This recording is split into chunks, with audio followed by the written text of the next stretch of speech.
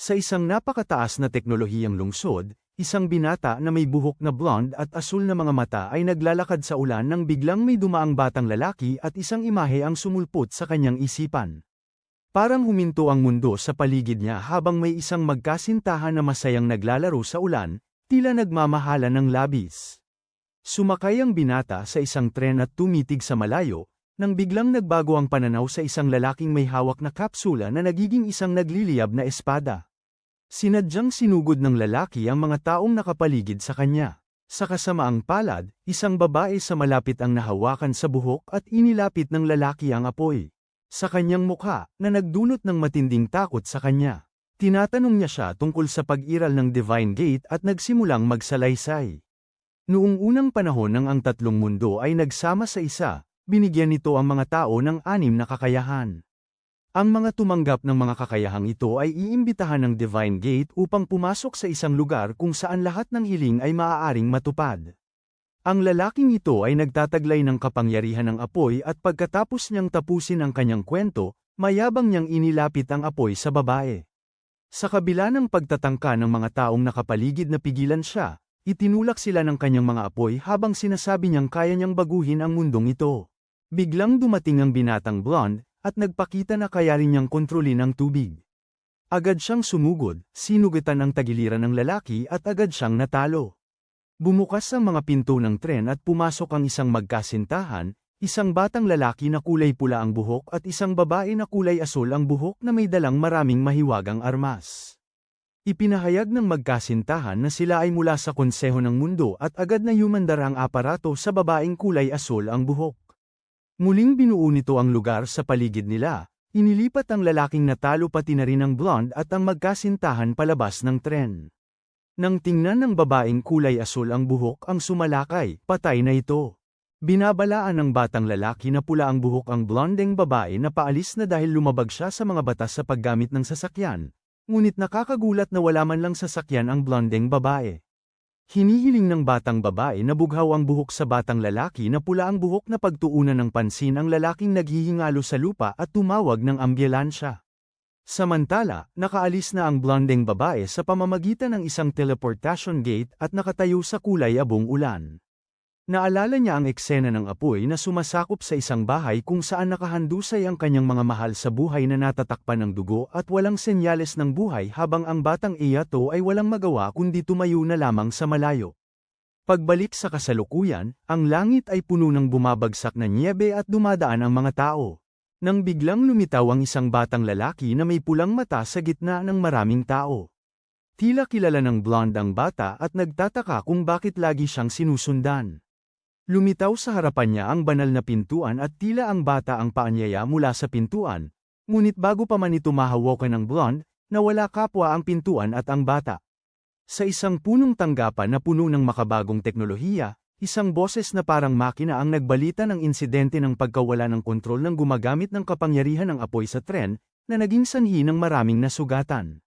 Salamat sa pagkontrol ng magkasintahan ng mga estudyante ng World Council, ang sitwasyon ay pinangasiwaan. Habang sumasakay ang mag-asawa sa elevator pababa sa ilalim ng lupa, nagtataka pa rin ang batang lalaking pula ang buhok tungkol sa pagkatao ng babaeng blonde, at hula ng babae na baka isa siyang tagapagtanggol. Pagdating, pareho silang nagsimulang tumakbo ng masigasig. Nag-aalinlangan pa rin ang batang lalaking pula ang buhok tungkol sa babaeng blonde, dahil walang nagmamaneho, pero binaliwala ito ng babaeng bughaw ang buhok at nagpatuloy sila sa pagtakbo hanggang sa lumitaw sa harap nila ang malawak na damuhan, habang dumadaan sa maraming tarangkahan na nag-iskan ng impormasyon.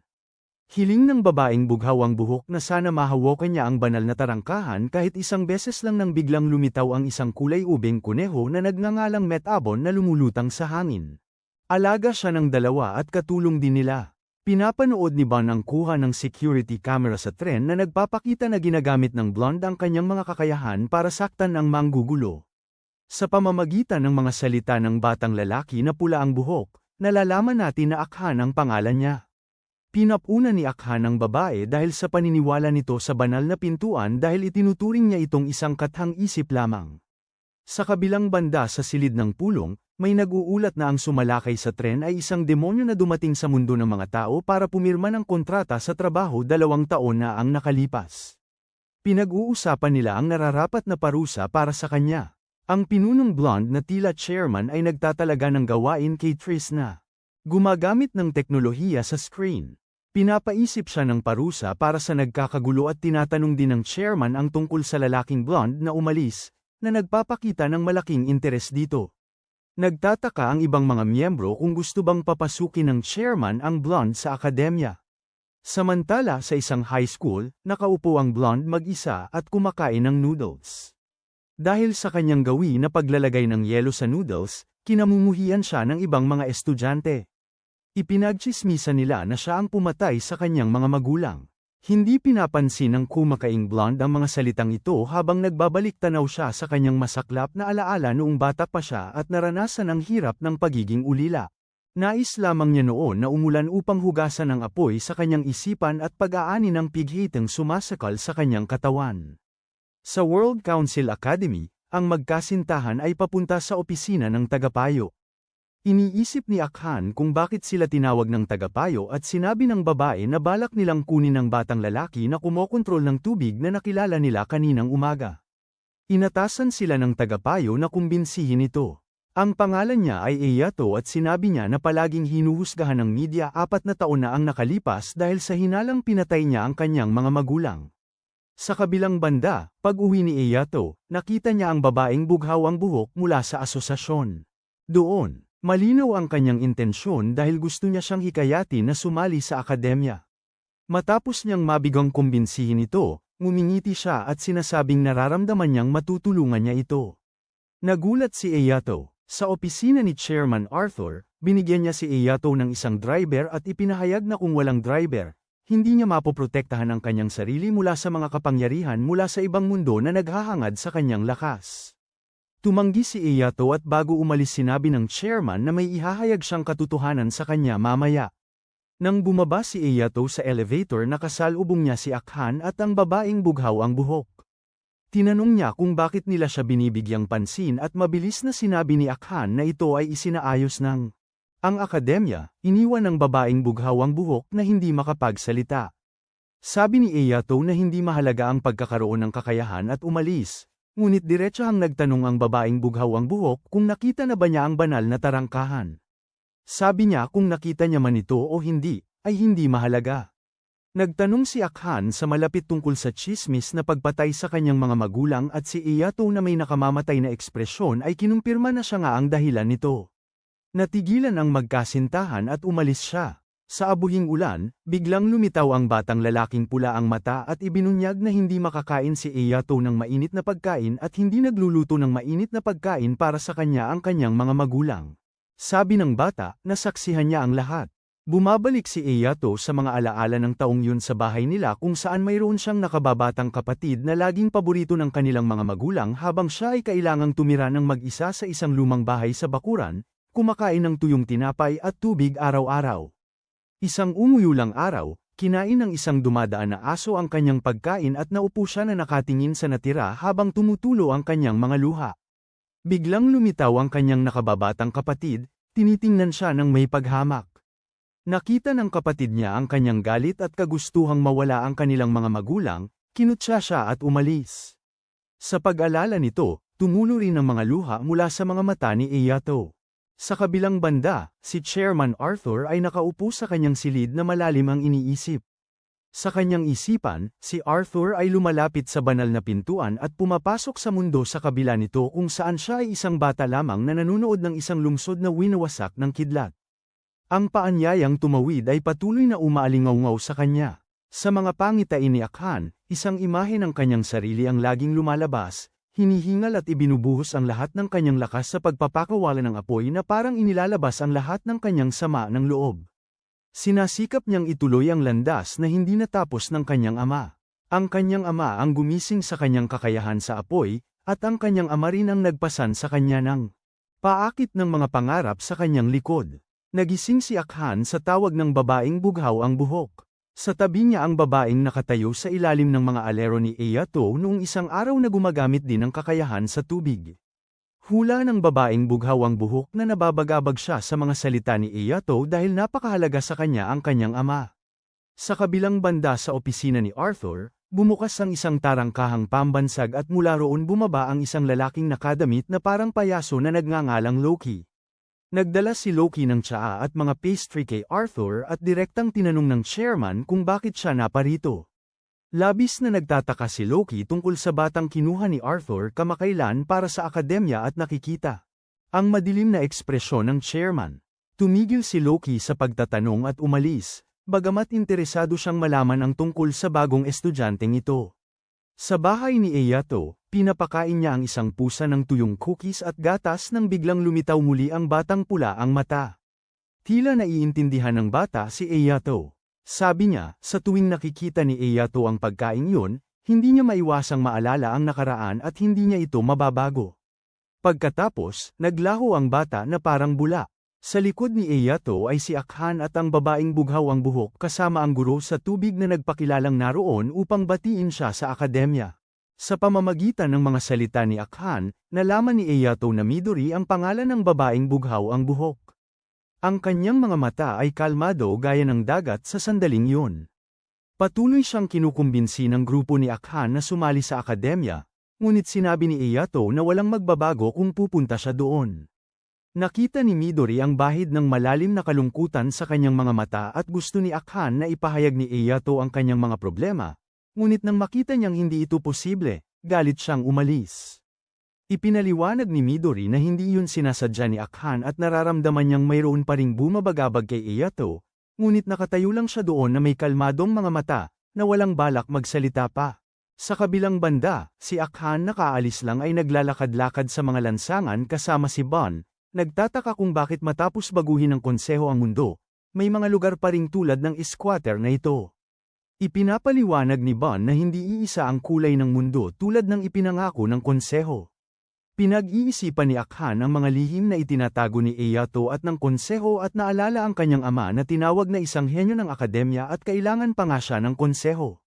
May mga taong mula sa konseho na pumunta sa kanyang ina at ipinaalam na namatay ang kanyang ama sa isang aksidente sa eksperimento, ngunit palaging naniniwala si Akhan na mayroong isang bagay na nakatago dahil ang kanyang ama ay hindi kailanman dapat mamatay ng walang ingat dahil sa sarili niyang pagkakamali. Pagbalik sa bahay ni Eyato, ibinunyag ni Midori na dahil nawala ng ama si Akhan noong bata pa siya, labis niya itong namimiss, kaya naman sabik siyang malaman ang katotohanan tungkol kay Eyato. Isang tabi yun, sinabi ng babaeng gumagamit ng kakayahan sa tubig na nakatayo malapit na hindi mahalaga ang nakaraan, kundi kung paano mo tinitingnan ang hinaharap, na nagpatigil kay Eyato.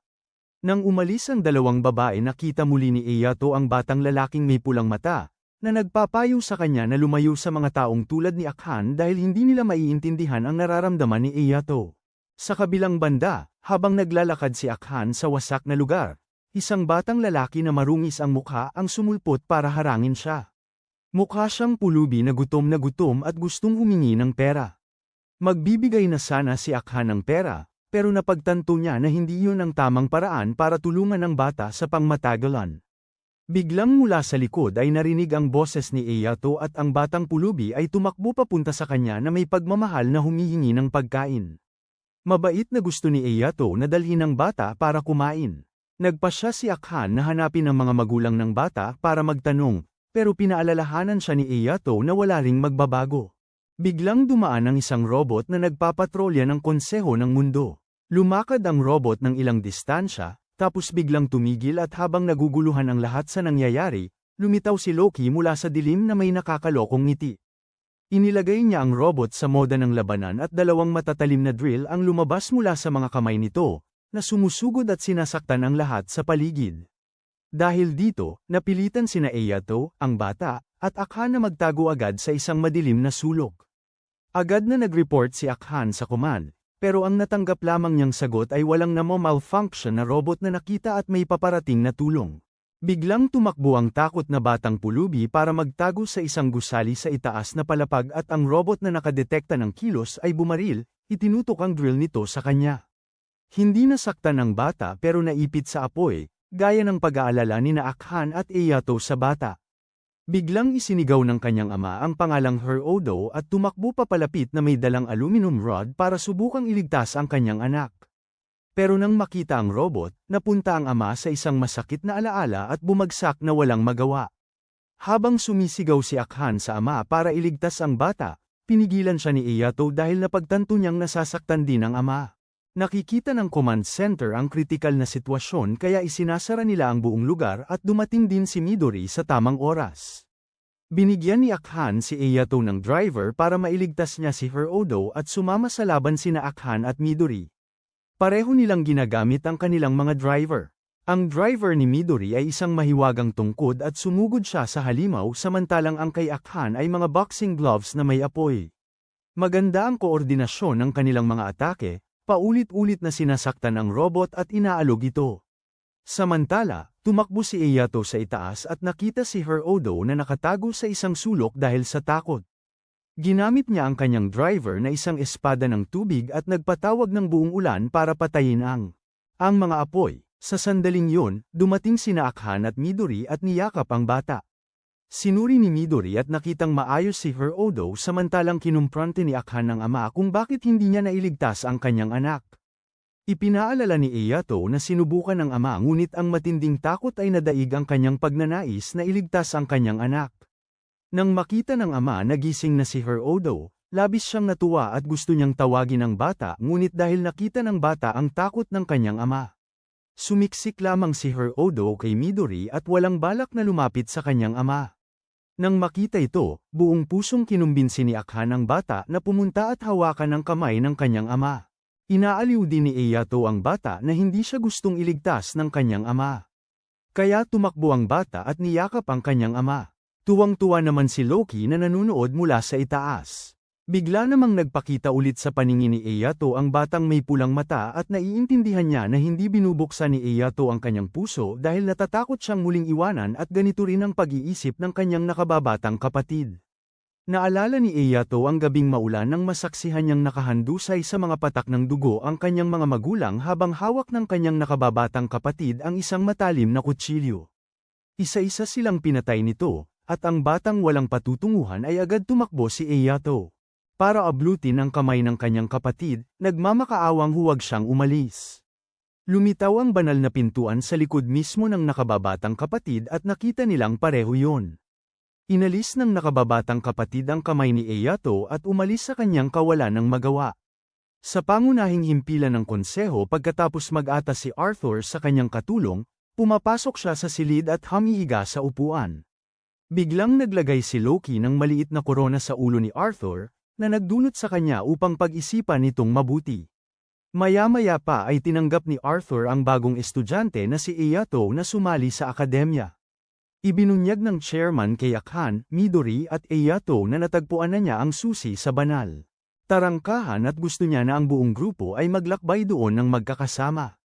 Lahat ay may halo-halong emosyon dahil sa pagkaalam tungkol sa Divine Gate, lalo na si Eyato, dahil sa kanyang isip at puso gusto niyang tuklasin pa ang gate para hanapin ang kanyang nakababatang kapatid. Sa mga alaala ni Midori ay ang eksena niya at ng kanyang kaibigan na naglalakad ng magkahawak kamay papunta sa isang pista at pagkatapos ay nagising si Midori mula sa panaginip, umiiyak dahil sa mga lumang alaala na iyon. Sa opisina ni Arthur, isang bagong bisita ng gusali ang lumitaw mula sa isang pintuan ng kalawakan. Nakasuot siya ng eksaktong gaya ni Loki at ang pangalan niya ay Oz. Kalmadong sinabi ni Arthur ang dahilan kung bakit niya inanyayahan ang dalawa, dahil natagpuan na niya ang susi sa Divine Gate at gusto niyang samahan siya nila sa paglalakbay doon. Nagulat si Oz nang marinig ito at pinaalala kay Arthur na maaaring hindi sang-ayunan ng konseho ang panukalang ito, ngunit hindi ito masyadong alintana ni Arthur. Nagbilin si Arthur sa dalawa bago umalis, hinayaang mag-usap sila. Paglabas ni Arthur sa lobby, may isang batang babae na naghahabi doon. Nakaramdam siya ng masamang aura na tila nagbabadya ng hindi magandang pangyayari. Sa arena, kinokontrol ni Midori ang kanyang driver, nakikipaglaban sa isang binata na may puting buhok na nagngangalang Jinji. Pinagmamasdan ng grupo ni Akin nang may paghanga habang ibinubukod ni Eyato ang kanyang sarili. Sa tabi niya ang batang lalaking mapula ang mata na nakarealisa na naguguluhan si Midori sa pagitan ng gising at panaginip habang lumulubog siya sa mga alaala ng nakaraan nang siya at ang kanyang kaibigan ay nag-e-enjoy sa isang festival. Napansin ni Midori ang ilang babae sa malapit na nag-uusap tungkol sa lokasyon ng Divine Gate na kamakailan lang natagpuan sa bundok Hagakure. Ang mga salitang yon na tila dumaang hangin ay nag-iwan ng malalim na impresyon sa isip ng dalawang babae. Sa pag-uwi, nabanggit ng magkaibigan ng Divine Gate at nang tanungin ni Midori ang kanyang pinakamatalik na kaibigan tungkol sa hiling niya kung sakaling makita niya ang tarangkahan, sumagot ang kanyang kaibigan na sana magkaibigan sila magpakailanman. Balik sa kasalukuyan kahit tapos na ang oras, matigas ang ulong sumugod si Midori pasulong pero sa buti na lang napigilan siya ng guro sa tamang oras at bahagyang kumalma siya. Sa kantina ng akademya pinag-uusapan ng grupo ni Akin ang pag-uugali ni Midori at iniisip ng isang babaeng itim ang buhok sa grupo na kung masyadong malakas ang paniniwala ni Midori, mabubulag siya sa lahat ng bagay. Lubog ngayon si Midori sa isang mainit na bukal at nag-iisip. Nagdiriwang ang lahat para salubungin si Ayato sa akademya at nagsasaya ang mga estudyante. Napakasaya. Lumapit din si Midori kay Ayato at inalok siya ng inihaw na manok pero tumanggi siya. Nagdahilan si Ayato na hindi pa siya nakakakain ng mainit na pagkain pero pinaalala sa kanya ng misteryosong batang lalaki sa likod niya ang kanyang trauma. Alam na takot si Ayato na baka masanay siya sa init at hanap-hanapin niya ito. Biglang naputol ang kanyang pag-iisip sa tunog ng nababasag na plato. Lumapit ang isang babaeng blonde kay Ayato at nagtanong kung bakit gusto niyang hanapin ang Divine Gate. Si Midori na malapit din ay gustong-gusto ring malaman at naiintindihan ni Akin ang pag-aalala at pananabik. Sa kanya, pagkatapos ng ilang sandali nang makita ni Midori na walang balak sumagot si Ayato, masayang nagbiro si Midori at sinabi na hahanapin niya ang pintuan na yon, kaya't natawa ang lahat. Mula sa labas ng gusali, isang aparato na parang robot ang nagbabantay sa lahat. Pagkatapos ng party, natalo si Midori sa bato-papel gunting at kinailangan niyang manatili upang linisin ang pinagdausan ng party. Mabait na nagpaiwan si Akin para tumulong at kahit naiinis siya dahil natalo, paulit-ulit niyang sinasabi na dapat daw ay numero 1 siya, kaya't naging interesado si Akin kung bakit niya gustong maging ganon. Lumubog si Midori sa mga lumang alaala. Ang tanging dahilan kaya niya pilit na inaabot ang banal na tarangkahan ay para sa kanyang kaibigan. At ang mga alaala na iyon ay ang masasayang sandali ng dalawang bagong estudyante na pumapasok sa paaralan sa unang pagkakataon. Dahil lang nakipagkaibigan si Midori, ang ugnayan sa pagitan niya at ng kanyang matalik na kaibigan ay unti-unting humina. Pagkatapos, sa pagdiriwang ng tag-init noong taong yun, nang imbitahan si Midori ng kanyang mga bagong kaibigan sa bundok Hagakure, nagpahayag siya ng kagustuhang isama ang kanyang matalik na kaibigan. Nasaksihan ng kaibigang yon ang lahat mula sa malayo, ngunit may malamig na ningning na lumitaw sa kanyang mga mata. Pag-uwi, seryosong sinabi ng kanyang kaibigan na ayaw niyang makipaglaro sa iba maliban kay Midori. At gusto lamang niya na isipin siya ni Midori bilang numero 1. Ngunit nag-aalinlangan si Midori at sinabi na sobra na yon para sa kanya. Labis itong ikinadismaya ng kanyang matalik na kaibigan na tumakbo palayo. Nang umuwi si Midori at inanyayahan si Elena na magliwaliw, ang kanyang kaibigan ay nagbigay lamang ng malamig na sagot na nagsasabing gusto niyang pumunta sa lugar kung saan natutupad ang mga hiling. Nang nagliliwaliw si Midori at ang kanyang mga bagong kaibigan sa pagdiriwang ng tagsibol bigla siyang nakatanggap ng balita na may isang nawawala sa bundok Hagakure. Nakaramdam si Midori na may mali at agad na tumakbo sa lokasyon ng ulat ng pagkawala. Sumiksik siya sa gitna ng maraming tao na binabaliwala kahit ang mga babala ng pulis at nakarating sa Divine Gate, ngunit huli na ang lahat. Ang huling mensahe ni Elena ay nagsasaad na gusto niyang marating ang Divine Gate dahil gusto lang niyang maging kaibigan si Midori. Nahimatay ang dalaga dahil sa gulat sa pagkawala ng kanyang kaibigan. Sa pagbabalik sa realidad din natapos ni Midori ang pagkukwento kay Akin. Gusto niyang marating ang Divine Gate dahil naniniwala siyang naghihintay doon ang kanyang kaibigan. Lahat ng ito ay narinig ni Ayato na nagtatago sa likod ng pader. Ang kanyang ekspresyon ay nag-iisip na tila may iniisip na malayo. Sa punong himpilan ng akademya nang magsalita si Arthur tungkol sa pagbubukas ng Divine Gate.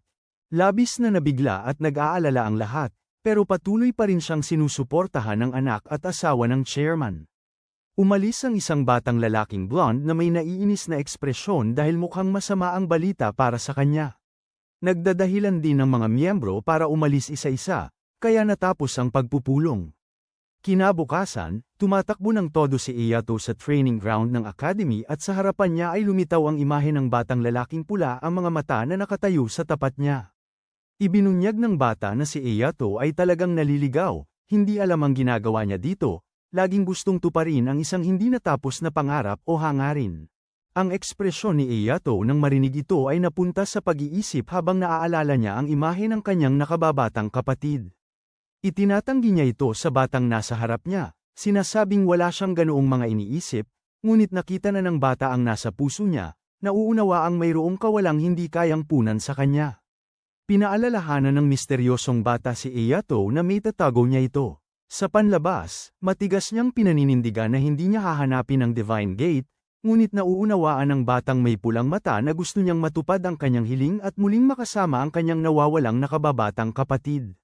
Mula sa malayo, nasasaksihan ni Akane at Midori si Eyato na nakikipag-usap sa kanyang sarili at labis silang nagtataka, tila si Midori ay para magkaroon ng determinasyon at naniningning ang kanyang mga mata habang tumatakbo.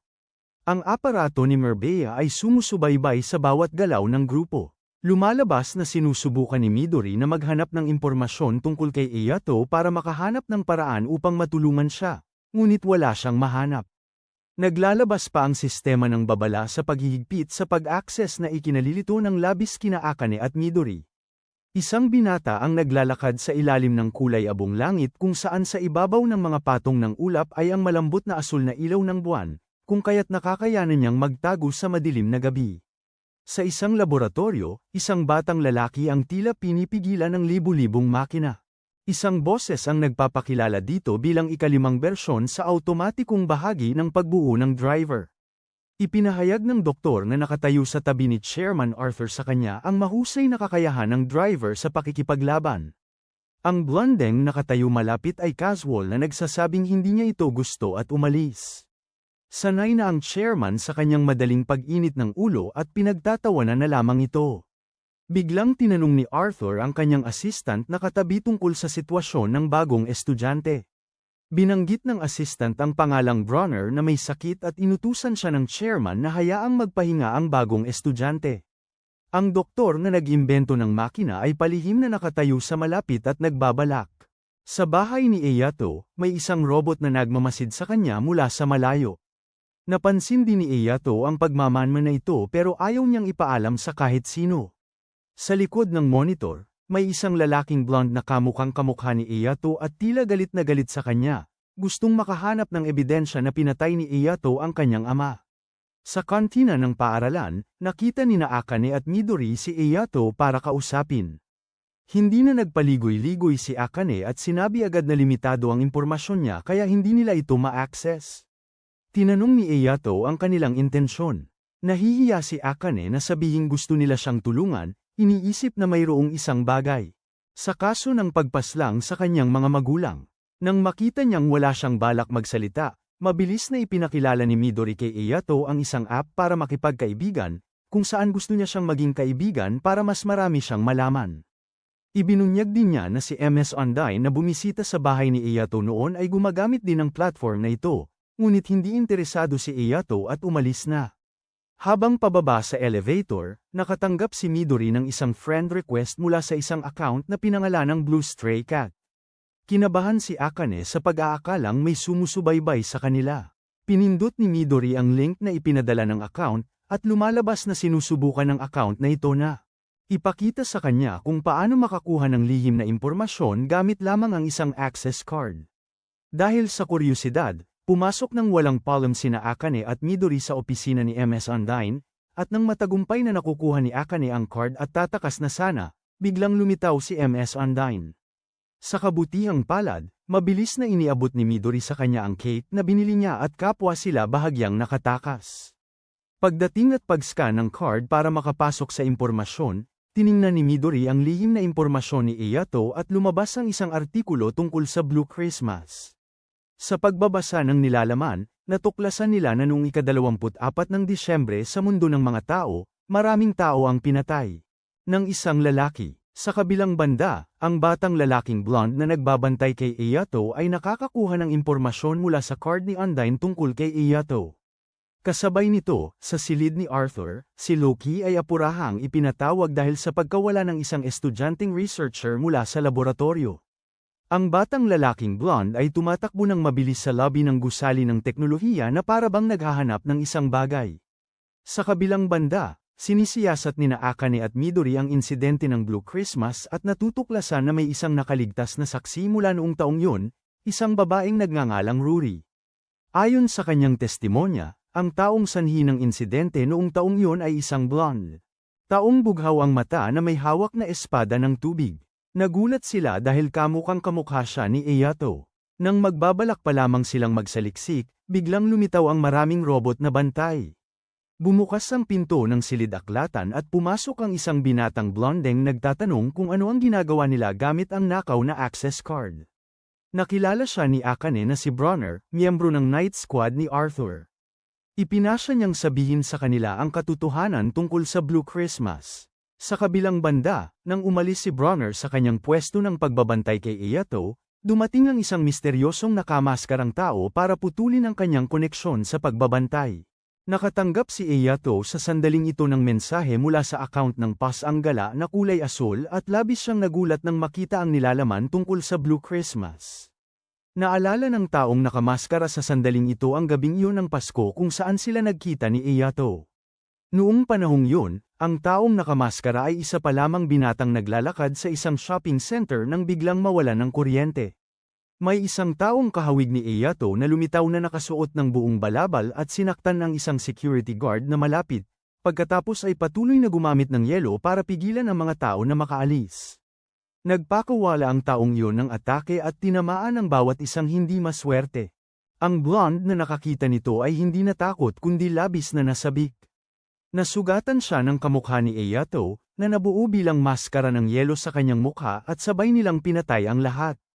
Ang ama ni Bronner ng taong yun ay namatay rin sa kamay ng mga malupit na killer habang pinuprotektahan ang batang si Ruri. Pagdating ni Bronner, huli na at nasabi lang ng kanyang ama na ang killer ay mayroong kulay asul na mga mata. Simula noon ay hinahanap na niya ang pumatay sa kanyang ama. Balik sa kasalukuyan, iniisip ni Akane na hindi tiyak na si Eyato yun kaya kailangan ni Bronner ng tumulong para hanapin kung sino ang nasa likod nito. Pagbukas niya ng surveillance, nawala na ang lokasyon ni Eyato. Sa kabutihang palad, may location tracking device si Eyato sa friend app at natuklasan niya na nasa Blue Christmas ruins ito. Pagdating ni Eyato sa tagpuan, natuklasan niyang naroon din ang nakamaskarang tao. Parang nararamdaman ng nakamaskarang tao na hindi si Eyato ang taong galing noong gabing yun dahil napakalinis ng mga mata niya. Sa sandaling yun, dumating sina Bronner kasama sina Akane at Midori at umatake si Bronner, itinulak ang isa pa paatros. Nakilala ni Bronner ang nakamaskarang tao na kilala bilang henyo ng mga santo na nagngangalang Schrödinger o Dinger kung tawagin. Sa sitwasyong ito, si Dinger ay nagpatawag ng maraming makinang panlaban. Si Bronner at ang magpares na sina Akane at Midori ay naghiwalay para lumaban habang si Eyato ay galit na sumugod para labanan si Dinger at tanungin kung nasaan ang kamukha niya. Napagtanto ni Dinger na hindi siya yung blonde noong gabing yun at lubos siyang nadismaya pero nagpatawag siya ng isang makinang tinatawag niyang Sam Adair at inutusan nitong puksain ang lahat. Bago pa makakilos si Eyato, si Bronner ay nasa harap na niya at nilalabanan ang makina. Sumugod din si Eyato para tulungan si Bronner na labanan si Sam Adair nang biglang ang robot ay napunit ang maskara. Agad niyang nakilala ang pamilyar na mukha ng kanyang nawawalang nakababatang kapatid. Ang nakamaskarang tao pagkatapos ng laban na yun ay nakatakas din na nag-iwan kay Eyato ng maraming tanong tungkol sa kinaroroonan ng kanyang kapatid. Nagtatanong din si Bronner tungkol sa insidente noong Pasko na yun. Para hindi madamay ang kanyang kapatid, anako ni Eyato ang sisi pero hindi ito pinaniwalaan ni Bronner. Habang papalapit ang lahat sa robot, biglang umilo ang mga mata nito, nakilala ni Sam Adair si Eyato bilang kanyang amo. Naisip ni Midori na mag-post siya ng litrato kasama ang robot sa Friends. Bilog, kapag nakita niya si MS Undyne na katulad ng nasa litrato, bahagya siyang napapangiti. Sa malayo, lumilitaw ang sinasabing nawawalang nakababatang kapatid ni Eyato, na nagpapakita ng isang napaka-misteryosong ngiti. Lumilitaw ang imahe ng isang sinaunang kastilyo habang isang misteryosong boses ang nagpapakilala ng ibang mundo. Sa nakasisilaw na anyo na karaniwan nating nakikita, ang mundong iyon ay labis na madilim. Ang mundo ng mga naninirahan sa anino na tinatawag na mga suwail. Sa isang tren patungo sa mga abandonadong guho, nakaupo si Midori kasama ang kanyang mga kaibigan na sina Eikain at Eyato. Interesado siyang malaman kung nasaan ang abandonadong mundo nang biglang lumitaw ang alagang si Von. At ipinapaliwanag sa may-ari nito na ito ang lupaing hindi kayang pangasiwaan ng konseho ng gobyerno at kung saan din pupunta ang mga estudyante para sa pagsasanay. Pagdating ng tren sa hinto nito, tuwang-tuwang sumilip si Midori sa labas para hanggan ang tanawin, namamangha sa ganda rito. Samantala, nagtataka si Eikain kung bakit walang kagamitan sa pagmamanman para sa pagsasanay nang biglang lumitaw si Jinji. Isa siyang binata na walang ibang interes kundi ang pumatay. Kinutya niya si Eikain kaya nagalit ito at akmang makikipagtalo kay Jinji, ngunit pinigilan siya ni Hakari. Isa siyang babae na laging may matamis na ngiti sa kanyang labi. Nilapitan ni Midori para batiin ang mga babae at nakatayo rin malapit si Hikari na malalim ang iniisip. Napansin niya ang matinding lungkot sa mga mata ni Eyato. Nang lumabas ang buong grupo, isang babaeng nakasuot ng maskara ng kabayo ang masiglang bumati sa kanila. Pero naisip ng grupo na kakaiba siya at hindi siya pinansin, kaya naghabol siya sa kanila nang lumuluha. Nang tanggalin niya ang maskara ng kabayo, bumungad ang isang maganda at maningning na mukha. Ipinakilala niya ang kanyang sarili bilang isang miyembro ng Round Knights ni Arthur na nagngangalang Bed Ivar. Lumalabas na ang kakaibang maskara ng kabayo ay ipinasuot sa kanya ng kanyang nakakainis na kakupunan na si Iwin. Kaya labis siyang napaiyak dahil naloko siya. Agad niyang tinanong kung kailan magsisimula ang pagsasanay at sinabi niya ngayon na magsisimula ang pagsasanay. Naghiwalay ang grupo, si Jinji ay nag-isa samantalang si Eyato, Eikain, at Midori ay nagsama-sama. Dumaan sila sa isang makapal na berdeng gubat at nakarating sa isang lugar na parang sinaunang templo kung saan muli nilang nakita si Bronner kasama ang isang matandang lalaking may puting buhok. Ipinakilala niya na ang kanyang misyon ay makilahok sa pagsasanay ng grupo at ang kanyang kasamang tiyuhin ay si Palamides na siyang unang lalaban sa kanila. Naghanda siya ng isang lugar para sa sumo wrestling. Pagkatapos, naghubad si Palamides hanggang baywang at pamwesto. Si Eikain, ayaw magpahuli, naghubad ng kanyang shirt at sumugod para makipagbuno sa kanya. Si Midori ay walang masabi at tumalikod na lang at nakita ang nakakaakit na eksena ni Eyato na naghuhubad para sumali, nagpapakita ng kamanghamanghang katawan na nagpahiya sa kanya. Sa isa pang lugar ng pagsasanay, ang grupo ni Eikain ay dapat sumali sa pagsagot ng mga tanong kung saan sina Eikain at Eyato ay dapat tumakbo papunta sa pinto na sa tingin nila ay may tamang sagot. Sa huli, nabigo si Eikain at sumubsob sa putik sa likod ng pinto.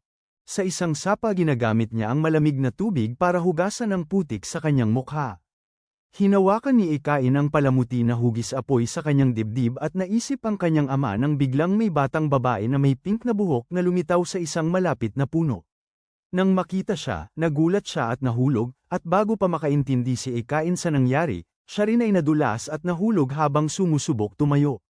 Umupo ang batang babae at si Eikain sa tabi ng sapa at nag-usap. Pinuri niya ang kanyang palamuti at sinabing maganda ito ngunit nagtanong siya ng medyo kakaibang tanong kung pipiliin ba niya ang mga kaibigan o ang palamuti. Sinabi ni Eikain na hindi sila maihahambing, pero nagtanong ng walang pag-aahalang ang batang babae kung maibibigay ba niya ang kwintas dahil gusto talaga niyang magkaroon ng sariling mamahaling bagay. Nang tanungin siya ni Eikain tungkol dito, mahiwaga lang niyang sinabi na ang mga taong masaya lang ang makakapagsabi ng ganoong bagay. Bigla namang natagpuan si Eikain ng kanyang mga kaibigan at nagtataka si Midori kung anong ginagawa niya dito. Lumingon si Eikain at napansing nakawala na ang babaeng kulay rosas ang buhok. Sa kabilang banda, minamanmanan ni Arthur at ng iba pa ang grupo. Medyo hindi komportable ang batang lalaking blonde sa tabi niya sa kung paano niya sinasanay ang mga estudyante patungo sa banal na pintuan, pero isang mahiwagang ngiti lang ang pinakita ni Arthur. Sa kabilang banda naman, nakabalik na sa tent ang grupo ni Eikain at nagtungo na ang lahat para maglinis pagkatapos ng isang mahabang araw. Nakita ni Eyato si Eikain na malalim ang iniisip at nagsalita para magtanong.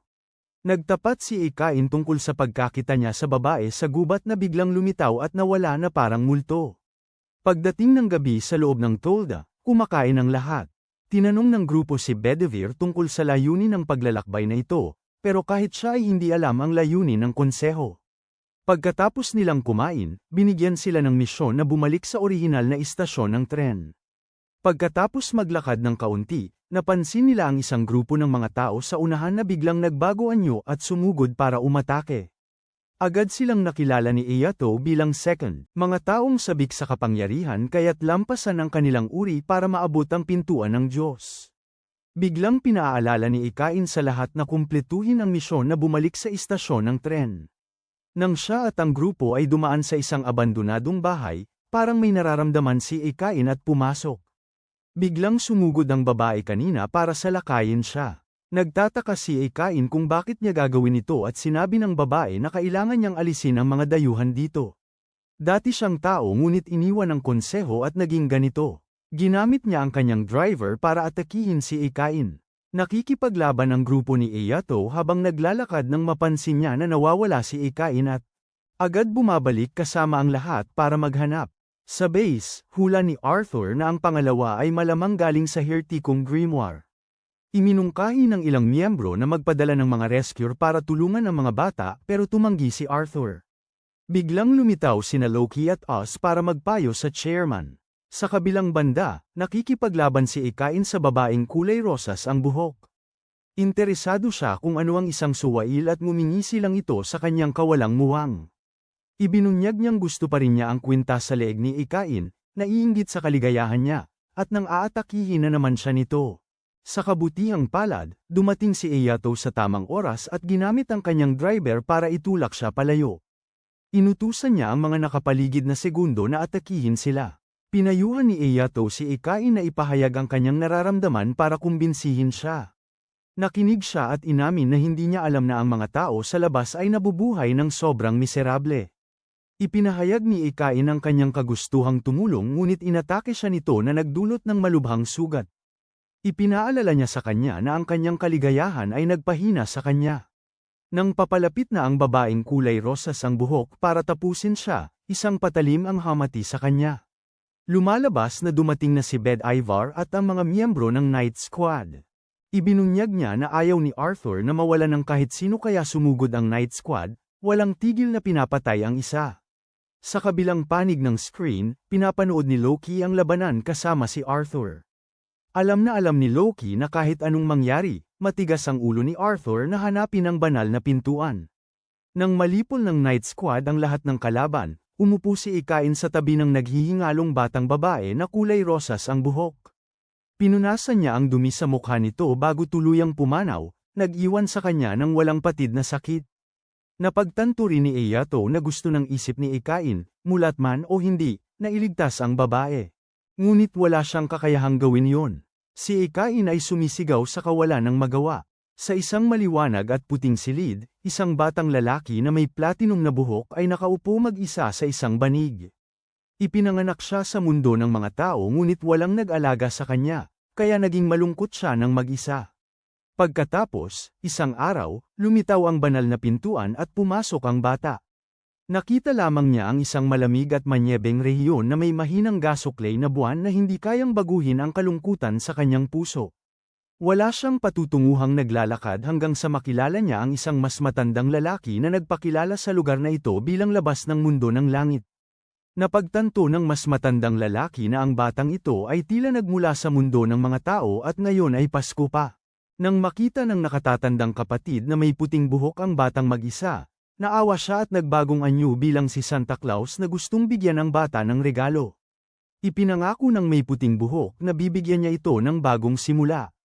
Sa sandaling yun, may isang babaeng may lilang mata na tumakbo palapit at ipinakilala siya ng may puting buhok sa bata, bilang isang bagong malapit na kaibigan nila. Sa kabilang banda, sa silid simbahan ng Asosasyon ng Mundo, si Arthur ay nakatayo sa harap ng konseho.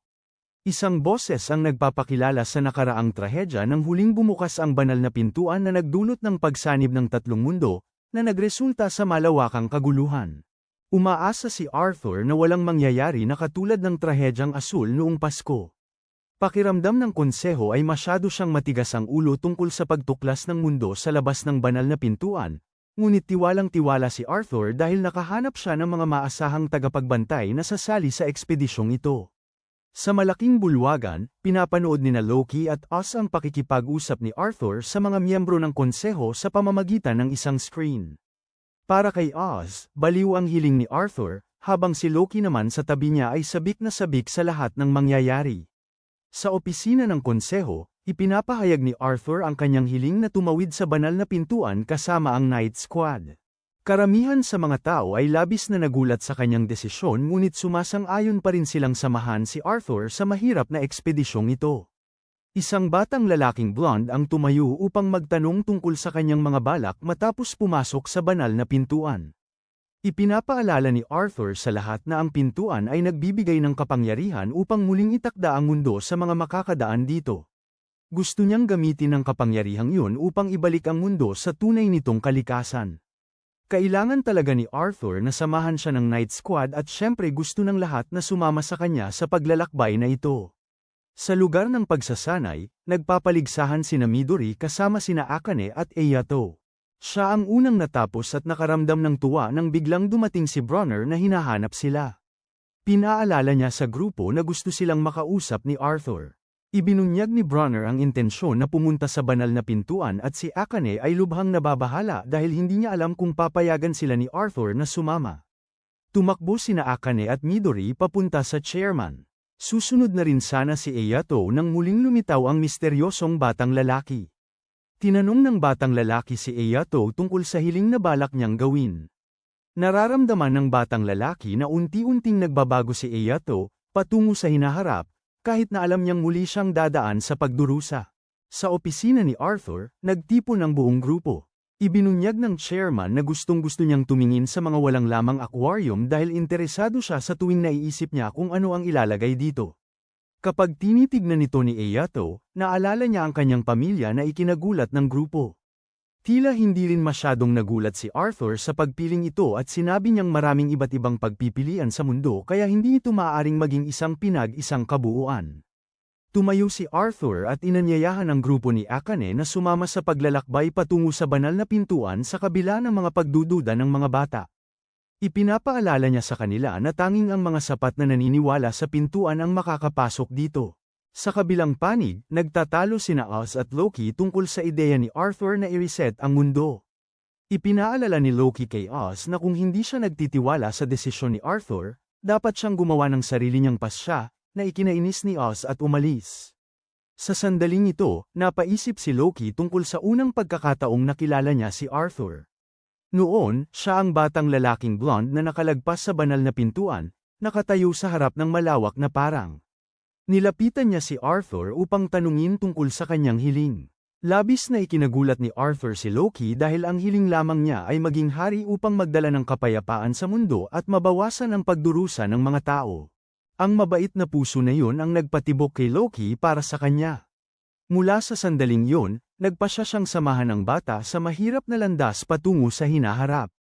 Balik sa kasalukuyan, pumasok si Loki sa laboratorio at pinaalalahanan ang mga siyentipiko doon tungkol sa pagpapaandar ng proyekto ng paghuhukom sa takip silim.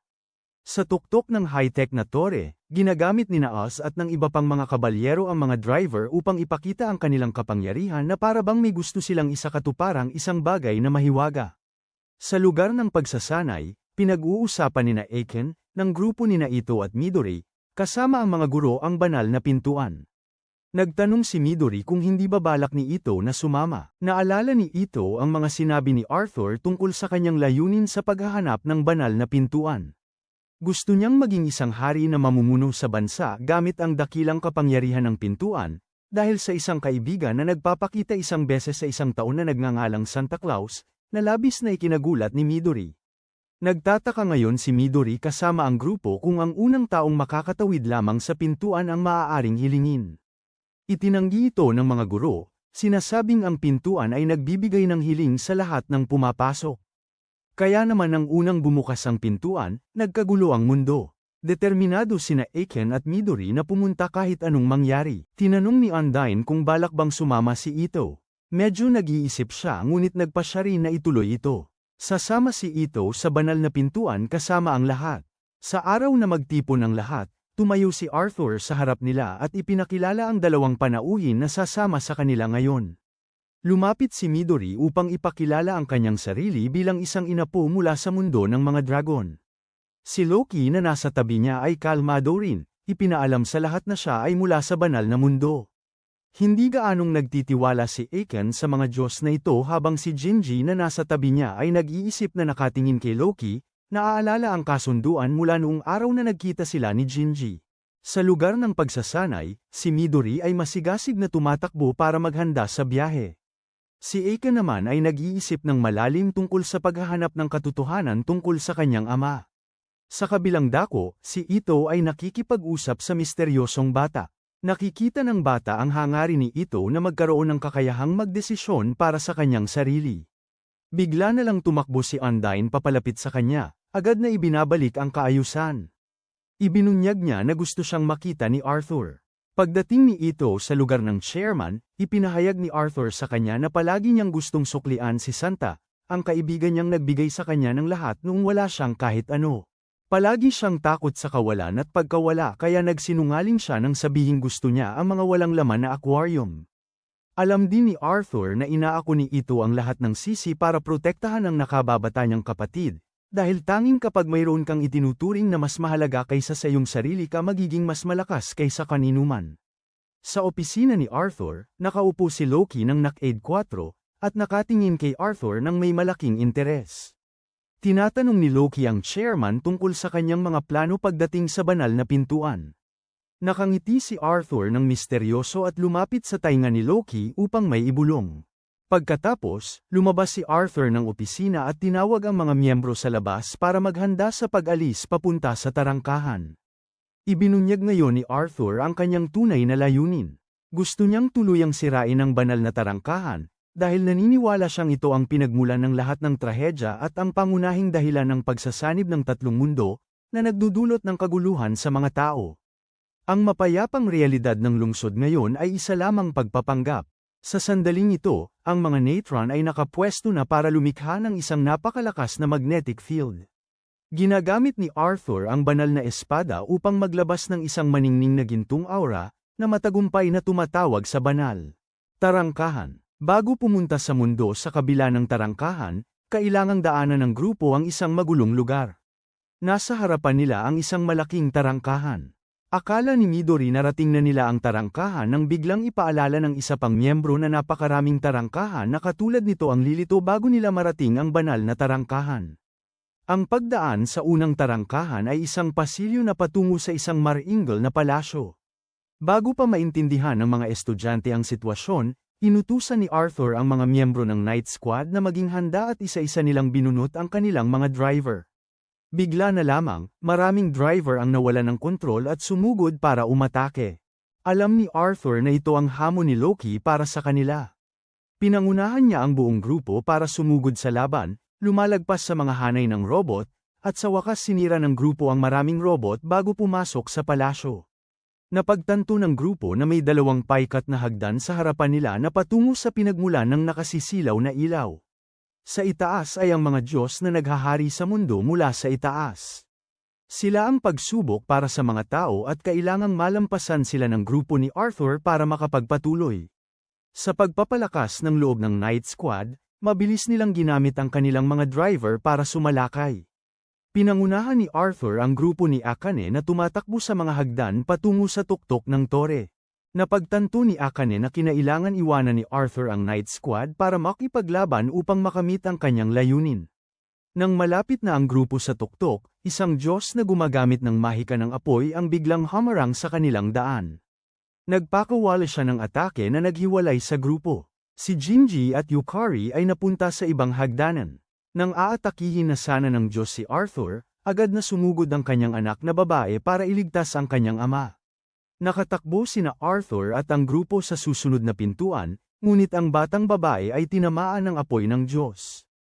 Nasalo ni Lolo Palamides ang bata sa tamang oras at iniabot ito kay Arthur bago isara. Ang tarangkahan, nakikipaglaban sa Diyos na mag-isa. Si Little Guy sa bisig ng kanyang ama ay humihingi ng paumanhin, nang hihinayang na hindi niya naingatan ang kayamanang bigay ng kanyang ama. Sandali na lamang natitira kay Guy upang tingnan ang kanyang ama sa huling pagkakataon bago siya bawian ng buhay. Ang pagkamatay ng batang babae ay nagdudulot ng matinding lungkot sa lahat. Kahit na si Arthur ay labis na nasasaktan, wala siyang magawa kundi ibaba ang bata at patuloy na tawagin ang grupo ni Akane upang sumulong, ikinagulat sila sa kanyang tila kawalan ng pakiramdam. Sa kabilang panig, ang mga kabalyero ay nakikipaglaban ng buong tapang. Ang mga babaeng kabalyero ay nagtipon upang sumugod ngunit sila pa rin ay nadurog sa nakakatakot na kapangyarihan ng mga Diyos. Wala ring mas magandang kalagayan ang mga lalaking kabalyero, dahil nasugatan ng malubha at isinakripisyo, kaya't kakaunti na lang ang natitirang kabalyero. Ang babaeng bughawang buhok at matandang si Palamides ay humaharap sa isang napakalakas na Diyos. Isinasakripisyo rin ni Bronner ang kanyang sarili para makapagpatuloy sa pakikipaglaban. Ang babaeng kulay rosas ang buhok. Kinukutya siya ng isang Diyos na nakasaksi nito, ngunit walang pakialam ang babaeng kulay rosas ang buhok at patuloy na lumalaban, dahil ayaw niyang maging walang saysay ang sakripisyo ng kanyang mga kasama. Tinatanong ng mainiting ulo na blonde ang isang Diyos kung bakit nila hinaharangan ang kanilang daan. Ipinapaalala ng Diyos sa kanya na sila ang mga bantay pinto at ito ang kanilang tungkulin. Nasa labas ng tarangkahan si Oz, ramdam ang pagbagsak ng bawat isa at labis na nagdurusa, nasusuklam dahil hindi niya sila mapigilan sa pagharap sa mga Diyos. Naaalala ng blonde kung paano niya unang nakilala si Arthur at kung paano siya naantig sa determinasyon ni Arthur na maging hari. Tila lumakas ang blonde at patuloy na nakikipaglaban sa mga Diyos sa itaas. Sa ibang lugar, muling nakita ni Arthur ang babaeng kulay rosas ang buhok na si Tris na ngayon ay malubhang nasugatan. Tinatanong niya kung nasaan ang iba pang mga kabalyero at nakatanggap ng balita na karamihan ay nasa masamang kalagayan. Pagkatapos ng kanyang huling mga salita, si Tris ay nalagutan din ng hininga at pumikit. Halos madurog si Midori sa malupit na katotohanan, hindi maintindihan kung bakit kailangang maranasan ito ng maraming tao. Sabi ni Arthur, upang makamit ang marangal na layunin. Siya ang magpapasa ng hirap, dala ang responsibilidad na ipinagkatiwala sa kanya ng mga kabalyero. Ang kanyang determinasyon ay nagpapakita sa grupo ni Ika ng dedikasyon ng hari at nagpasya pa rin silang samahan siya hanggang sa huli. Sa laboratorio, pinapanood ni Loki kasama ang isang siyentipiko ang paglitaw ng isang makapangyarihang nilalang na inaasahang magiging susunod na hamon ni Arthur. Sa kabilang banda, nalagpasan ng chairman ang huling pintuan upang marating ang banal na pintuan. Pagpasok nila, isang napakalakas na puwersa ang nagpapakaba sa grupo ni Ikan. Ipinahayag ni Arthur na ito na ang huling pagsubok. Nahihirapan siyang humakbang patungo sa sinasabing banal na pintuan na nasa harapan niya. Naglalakad si Arthur habang inaalala ang mga mandirigmang nag-alay ng buhay. Sa pasukan ng huling pintuan, hindi pa patay si Bronner at nakita niya ang batang kabalyero na ngayon ay sugatan at walang malay sa kanyang bisig. Sa itaas ni Bronner ay naroon ang mga Diyos. Nang kampante na siyang magtatagumpay si Arthur, biglang ipinahayag ng isang Diyos na ang nakikita nila ay hindi ang banal na pintuan. Ikinagulat ito ni Bronner. Nang makapasok si Arthur sa banal na tarangkahan, biglang sumugod ang artipisyal na robot ni Loki at itinulak si Arthur papasok sa tarangkahan bago ito magsara, na ikinalito ng grupo ni Ikan. Sa loob, gumagamit ang robot ng mga elementong iba-iba at walang humpay na inaatake si Arthur. Ginagamit niya ang lahat ng kanyang lakas para subukang sirain ito. Sa labas, sinusubukan din ng grupo ni Ikan na maghanap ng paraan para buksan ang tarangkahan para sagipin ang chairman. Lumapit si Bronner mula sa likuran na may napakatahimik na ekspresyon. Sa loob ng tarangkahan, si Arthur ay sugatan na matapos ang laban sa robot nang biglang lumabas si Loki mula sa isang harang. Sa kanyang kamay ay ang banal na espada, ang henyo ng mga santo. Nakita ni Loki na kawawa si Arthur at hindi man lang makahawak ng espada kaya binigyan niya ito ng dalawang pagpipilian, magpasakop sa kanya o mamatay sa kamay ni Loki. Gaya ng hula ni Loki, hindi sumuko si Arthur. Nabagot si Loki at tumigil sa pagsasalita. Umalis para maghanap ng hari na papalit kay Arthur. Sa sandaling ito, may sariling plano si Arthur. Pinulot niya ang espada na ibinalik ni Loki at hirap na hirap siyang tumayo. Sa labas, tuluyang bumukas ang tarangkahan para sa grupo. Sumulpot si Arthur mula sa alikabok, ngunit kontrolado na siya ni Loki. Isang atake ang tumagos kay Bronner, dahilan para siya'y bumagsak agad. Nagsara rin ang tarangkahan bago pa man maunawaan ng mga estudyante ang sitwasyon. Pumutok ang lupa sa ilalim nila at nahulog ang buong grupo sa isang walang katapusang bangin. Sa labas ng tarangkahan, isang napakataas na tore ang tumayo sa lungsod ng teknolohiya. Isang misteryosong tinig ang nagsalita, ikinukwento ang tungkol sa isang mayabang na tao na minsang nagtayo ng tore na umaabot sa langit kung saan naninirahan ang mga Diyos. Bilang parusa, binagsakan ito ng mga Diyos ng kidlat. Ngunit ngayon, ang mga taong ito ay nang ahas na tumingin sa banal na tarangkahan, ang tirahan ng mga Diyos. Sa sandaling ito, ang buhok ni Arthur ay naging itim at puti.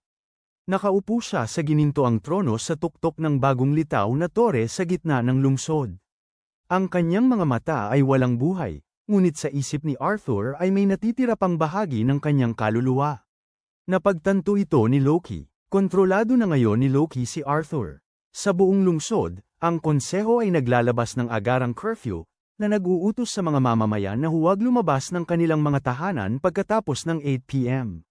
Gamit ang dahilan ng isang pagkakamali sa sistema na kailangang ayusin, si Oz ay nasa silid ng konseho na nag-uulat ng tangkang pag-agaw ni Arthur sa pinakamataas na awtoridad sa itaas. Lumabas na tinawag ni Oz ang mga Diyos ng Hilaga para pigilan sila na hayaan si Arthur na gumawa ng isang bagay na hanggal. Sakto namang pumasok si Loki na may bahagyang ngiti, kalmadong iniulat ang pag-aalay ng Night Squad at ni Arthur, na ikinagulat ni Oz. Pagkatapos ng pagpupulong ng konseho, hinabol ni Oz si Loki sa labas para tanungin, desperado niyang malaman ang tunay na sitwasyon ni Arthur, ng Night Squad, at ng mga estudyante. Kinukutya siyang pinaalalahanan ni Loki na pareho silang gustong sumalungat sa anim na santo at ang kanilang pag-aalay ay ayon sa plano. Magkasama sila ni Loki sa parehong panig. Wala man lang pakialam si Oz doon at matigas na nagtanong tungkol sa kalagayan ng grupo sa akademya.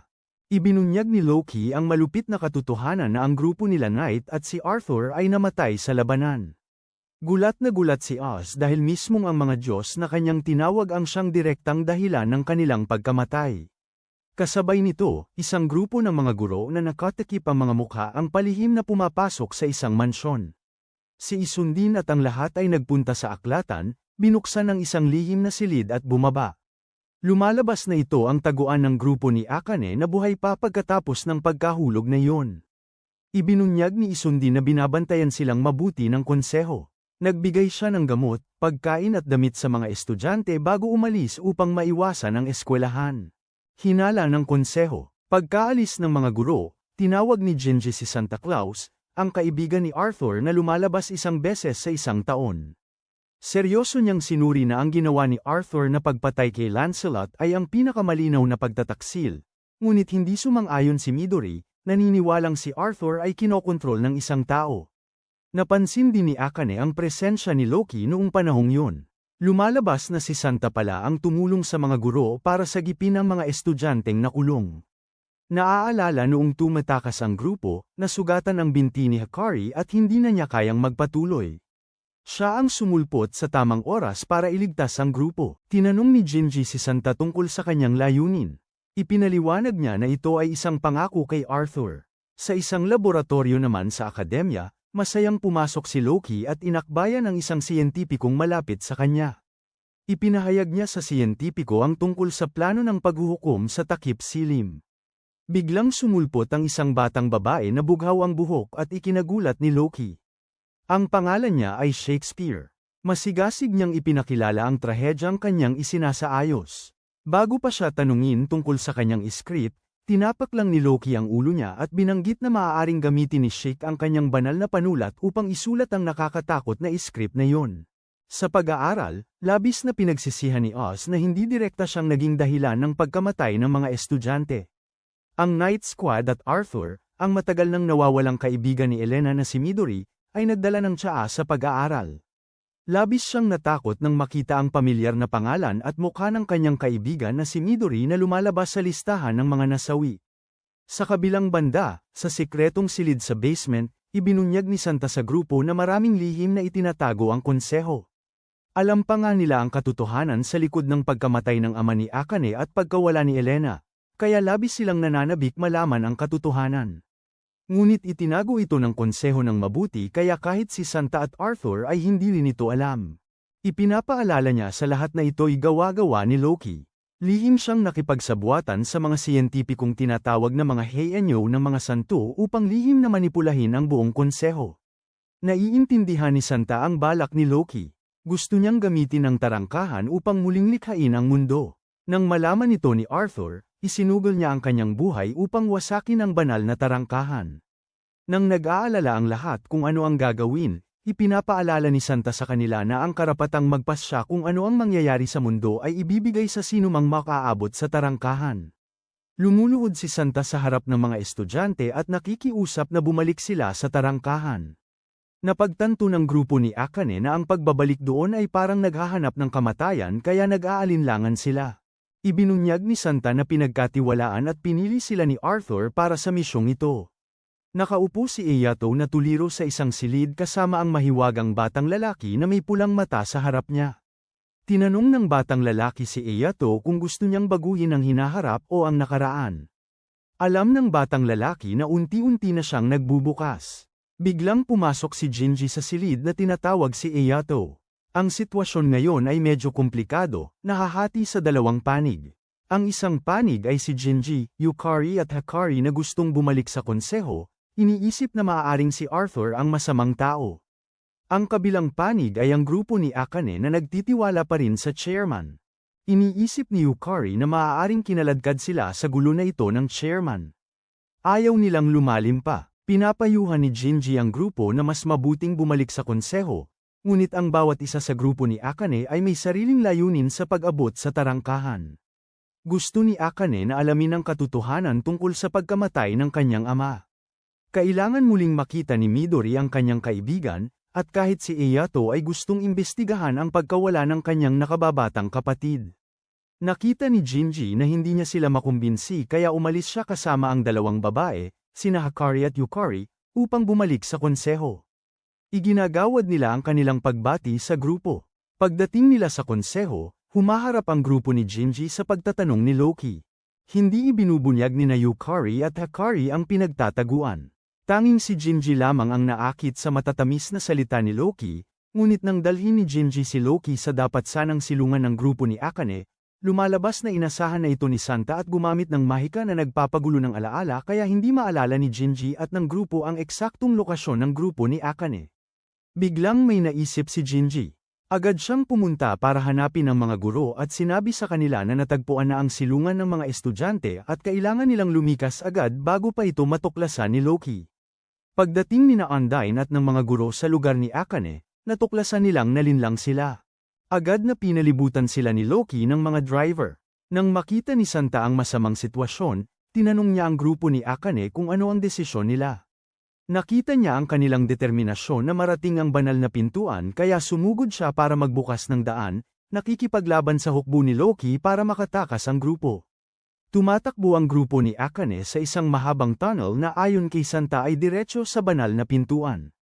Sa himpapawid ng lungsod, bumukas ang isang pintuan. Dito, ginagamit ni Little Sheik ang kanyang banal na panulat kasama si Loki upang magsulat ng utos. Nang makitang naglaho ang grupo ni Akane bago pa man ang mga guro sa basement, saan kaya sila pupunta? Sa itaas ng malawak na kalangitan, sina Loki at Little Shakespeare ay nasa isang paraisong hardin. Tuwang-tuwa si Loki habang tinatanong ang dalaga tungkol sa kwentong isinulat niya. Ikinukwento sa istorya ang isang hari na minahal ng lahat ngunit kinasuklaman ng mga miyembro. Si Arthur ang tinutukoy niya. Sa sandaling ito bigla niyang binanggit na ipinagpalit niya ang pag-ibig sa walang hanggan, na ginagampanan ang papel ni Loki. Ang grupo ni Akane, Eyato at Midori ay biglang nailipat patungo sa daan papunta sa banal na tarangkahan. Hinahabol sila ng maraming driver. Isang mapanuyan na boses ang umalingaw-ngaw. Ito ay si Loki kasama si Shakespeare na ginagamit ang banal na panulat upang isaayos ang lahat. Nahulog din ang tumatakbong grupo sa isang malalim na hukay. Pagdilat ng kanilang mga mata, nakita nila ang napakaraming manunood na nakaupo at nanunood. Nakatayo ang buong grupo sa isang kakaibang entablado. Nang makita ni Akane ang hindi magandang sitwasyon, tinangka niyang tumakas ngunit tila may isang hindi nakikitang harang sa paligid nila na pumipigil sa grupo na makaalis. Sumusulat pa si Shakespeare ng dagdag na pangyayari para sa dula. Sa tabi ni Eyato, biglang sumulpot ang isang batang lalaki na kulay rosas ang buhok na nagngangalang Hamlet. Sa tabi ni Midori, isang babaeng blonde, si Macbeth, ay kumakampay ng may kumpiyansa. Maging sa tabi ni Akane, may isang kakaibang lalaki na nagngangalang Othello. Lahat sila ay mga aktor sa dula ni Little Shakespeare. Nang marinig si Loki na humihiling ng mas maraming nakakagulat na mga pangyayari sa kwento, tuwang-tuwa siyang umupo. Sumulat si Shakespeare ng mga salita sa hangin, unti-unting bumubuo ng mga dula sa kanyang isipan. Lahat ng sumusunod sa mga salita nang hindi nauunawaan ay nagiging isang babaeng taga-baryo. Si Midori ay nagiging isang taong nahuli dahil sa pagkabigong patayin ang Panginoon. Para kay Eyato, napilitan siyang magsinungaling na nakahiga sa kama, nagiging isang maganda ngunit sawimpalad na batang lalaki, mahina at naghihintay na lamang na mamatay kapag nahulog ang huling dahon sa labas. Ang susunod ay ang pagtatanghal ni Akane. Siya ay isang aktor sa dulang Cinderella. Pilit siyang pinakikilos ng isang mahiwagang kapangyarihan para gumawa ng kakaibang ekspresyon at linya.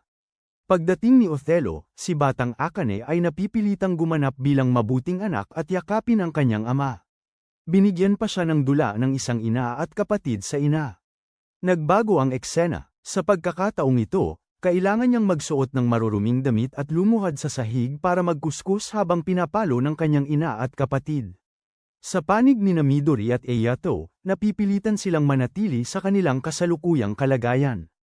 Nakarete siya sa kama habang hawak niya ang rehas na parang naghihintay ng hatol. Sa kasukdulan sa panig ni Akane, isinulat ni Shakespeare ang bahagi kung saan tumatanggap si Cinderella ng isang imbitasyon. Pagkatapos ng ilang mga linyang corny, lumitaw si Methello bilang isang fairy godmother.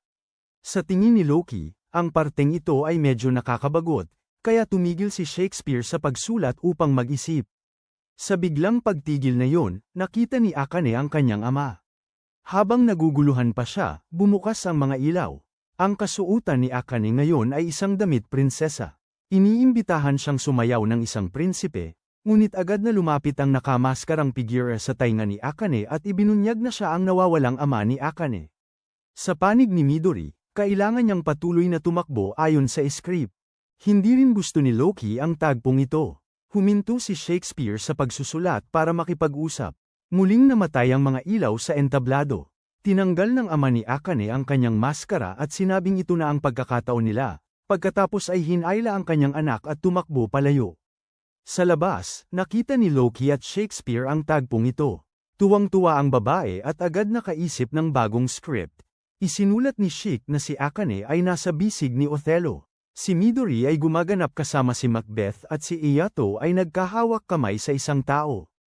Ang wakas ng dula ng mga babae ay sama-sama silang namamatay. Habang sinusunod pa rin ni Eyato ang script at nakatingin sa bintana na sinasabi ang kanyang huling mga salita, biglang nagising sa kanya ang mga alaala ng kanyang nakababatang kapatid. Tumalon si Eyato at tumakbo palayo sa kabila ng pagharang ni Hamlet. Mag-ama na sina Akane ay dumating sa isang pasilyo kung saan hindi kayang bantayan ni Loki. Walang pigil na sinampal ni Akane ang kanyang ama sa mukha, tinatanong kung bakit niya ginawa-gawa ang kanyang sariling kamatayan. Si Midori habang patuloy na tumatakbo ay nakarinig ng boses ng isang tao mula sa likod. Lumingon siya at ang tanawin ay naging pamilyar na daan pauwi. Nakita ni Midori si Elena na tumatakbo at litong-lito. Agad siyang tumakbo para habulin ang kanyang kaibigan. Sa kabilang banda, nakita ni Eyato ang pamilyar na bahay na nakita na niya noon. May kung sino mula sa likod ang naglagay ng mainit na scarf kay Eyato. Lumingon siya at nakita niyang ito ang kanyang nawawalang nakababatang kapatid. Si Akane at ang kanyang ama sa sandaling ito ay nagbabalik tanaw sa mga lumang alaala. Sinabi ng kanyang ama na mayroon siyang marangal na misyon kaya kinailangan niyang iwanan ang mag-ina. Ngayon, kinuha ng kanyang ama ang 2 baseball gloves at niyaya si Akane na maglaro tulad ng dati. Si Midori habang hinahabol ang kanyang kaibigan ay natalisod at nadapa. Bumaling si Elena para tulungan siyang tumayo. Labis na nagsisisi ang kanyang kaibigan dahil sa makasariling pag-iisip na naging dahilan ng kanilang pagkakahiwalay. Ipinaalala ni Elena kay Midori na si Midori lang ang kaibigan niya at mahal na mahal niya ito. Nakaharap si Eyato sa kanyang nakababatang kapatid. Sabi ng kapatid na nakarating na siya sa maraming lugar pero lagi siyang nagtataka tungkol sa kanyang kuya. Nagtataka siya kung hinawakan niya ang kamay ni Eyato noong panahong yun, mangyayari kaya ang trahedya. Nang makita ang kanyang nakababatang kapatid sa harap niya, kalmado lamang na nagtanong si Eyato kung sino siya. Alam niyang hindi ito ang tunay niyang kapatid. Sa panig ni Midori, siya at ang kanyang kaibigan ay naglalakad sa ilalim ng kalangitan sa gabi. Nakadarama si Midori ng matinding pagsisisi sa pag-iwan kay Elena pero ayos lang yun sa kanyang kaibigan. Ipinapahayag lamang niya kung gaano niya kamiss si Midori. Pero nang ilabas ni Midori ang alaala ng kanilang pagkakaibigan, hindi maalala ni Elena kung ano yun. Sa panig ni Akane, naglalaro siya ng bola kasama ang kanyang ama. Tinatanong ng ama kung gusto niyang bumalik sa dati, na magkasama bilang isang pamilya ng 3. Nang tanungin ni Akane ang tungkol sa pangarap niyang magsaliksik, sinabi ng ama na hindi niya dapat iwan ang mag-ina para sa ganoong bagay. Ang mahalagang punto na nagpapabahala kay Akane ay ang pahayag na ang mga pangarap ay pangarap lamang kung hindi kayang maging realidad. Hinding-hindi sasabihin ng kanyang ama ang mga salitang yun dahil isa siyang taong kayang iwanan ang mag-ina para sa kanyang pangarap. Imposibleng basta na lang sumuko ang isang taong porsigido sa pagkamit ng kanyang pangarap. Humakbang siya paatras at tinanong kung sino talaga ang taong kaharap niya. Lumitaw ang anyo ng isang kasama na nagsasalita sa isang robotikong tono na nabigo ang misyon. Sa panig ni Midori at Eyato, isa-isa ring nagpakita ng kanilang tunay na anyo ang kaibigang si Elena at ang nakababatang kapatid. Sila pala ay sina Macbeth at Hamlet na nagbabalat kayo. Ang banal na panulat ni Shakespeare ay nawalan ng bisa na lubhang nagpalito sa kanya. Ngunit iniisip ni Loki na ito ang tunay na magandang palabas. Pinitik niya ang kanyang mga daliri, agad na nagpatulog kay Shakespeare habang ang grupo ni Akane ay nahulog sa malalalim na hukay muli.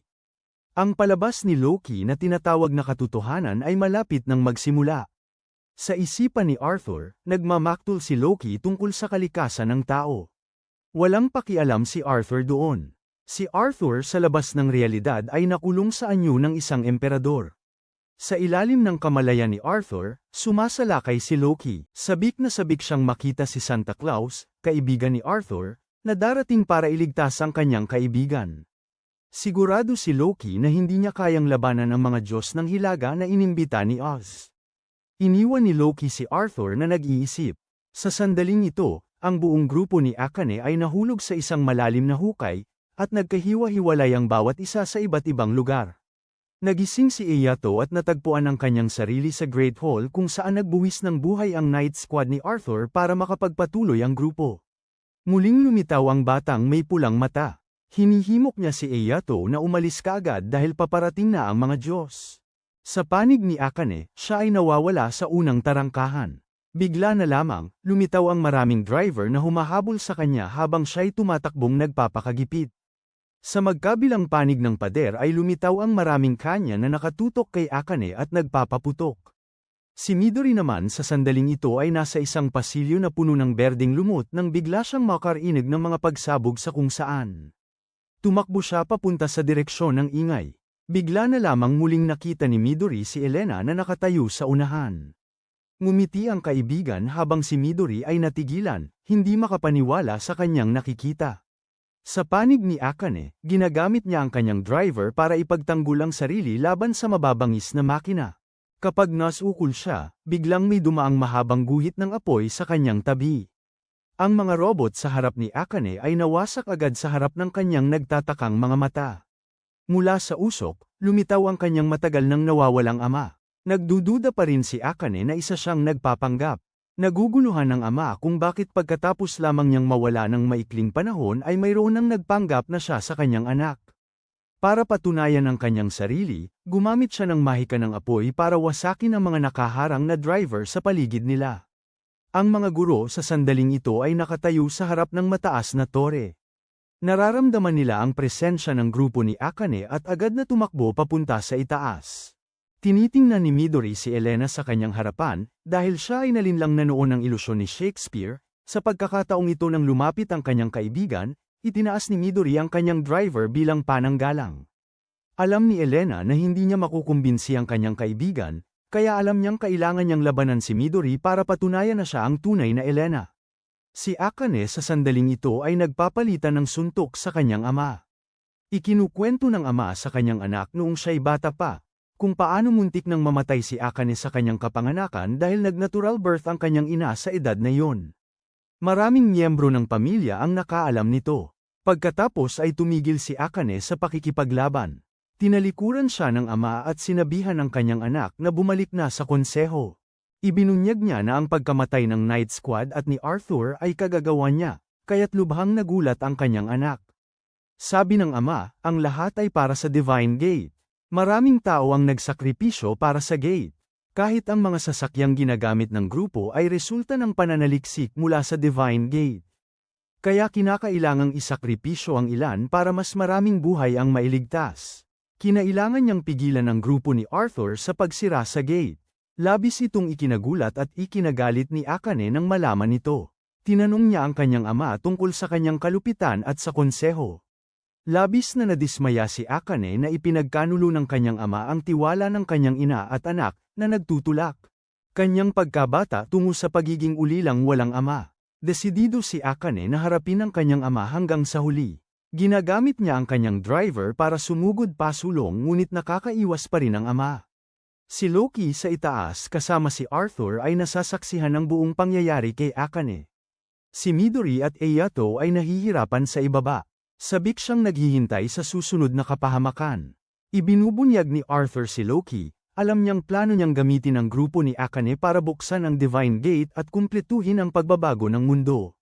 Direktang itinuturo ni Arthur na ang paglitaw ng Northern Gods ay gagawa sa plano ni Loki na Mab-Aigo. Pero hindi masyadong alintana ni Loki dahil kailangan ng tamang susi para mabuksan ang banal na tarangkahan, at kailangang makaranas ng pagkasiphayo ang grupo ni Akane para makuha ang susi na yun. Ibinunyag ni Loki na ang balak niya ay gawing hari ng mundong ito si Arthur. Sa kataas-taasang sangguni, tinatanong si Jinji ng mga miyembro.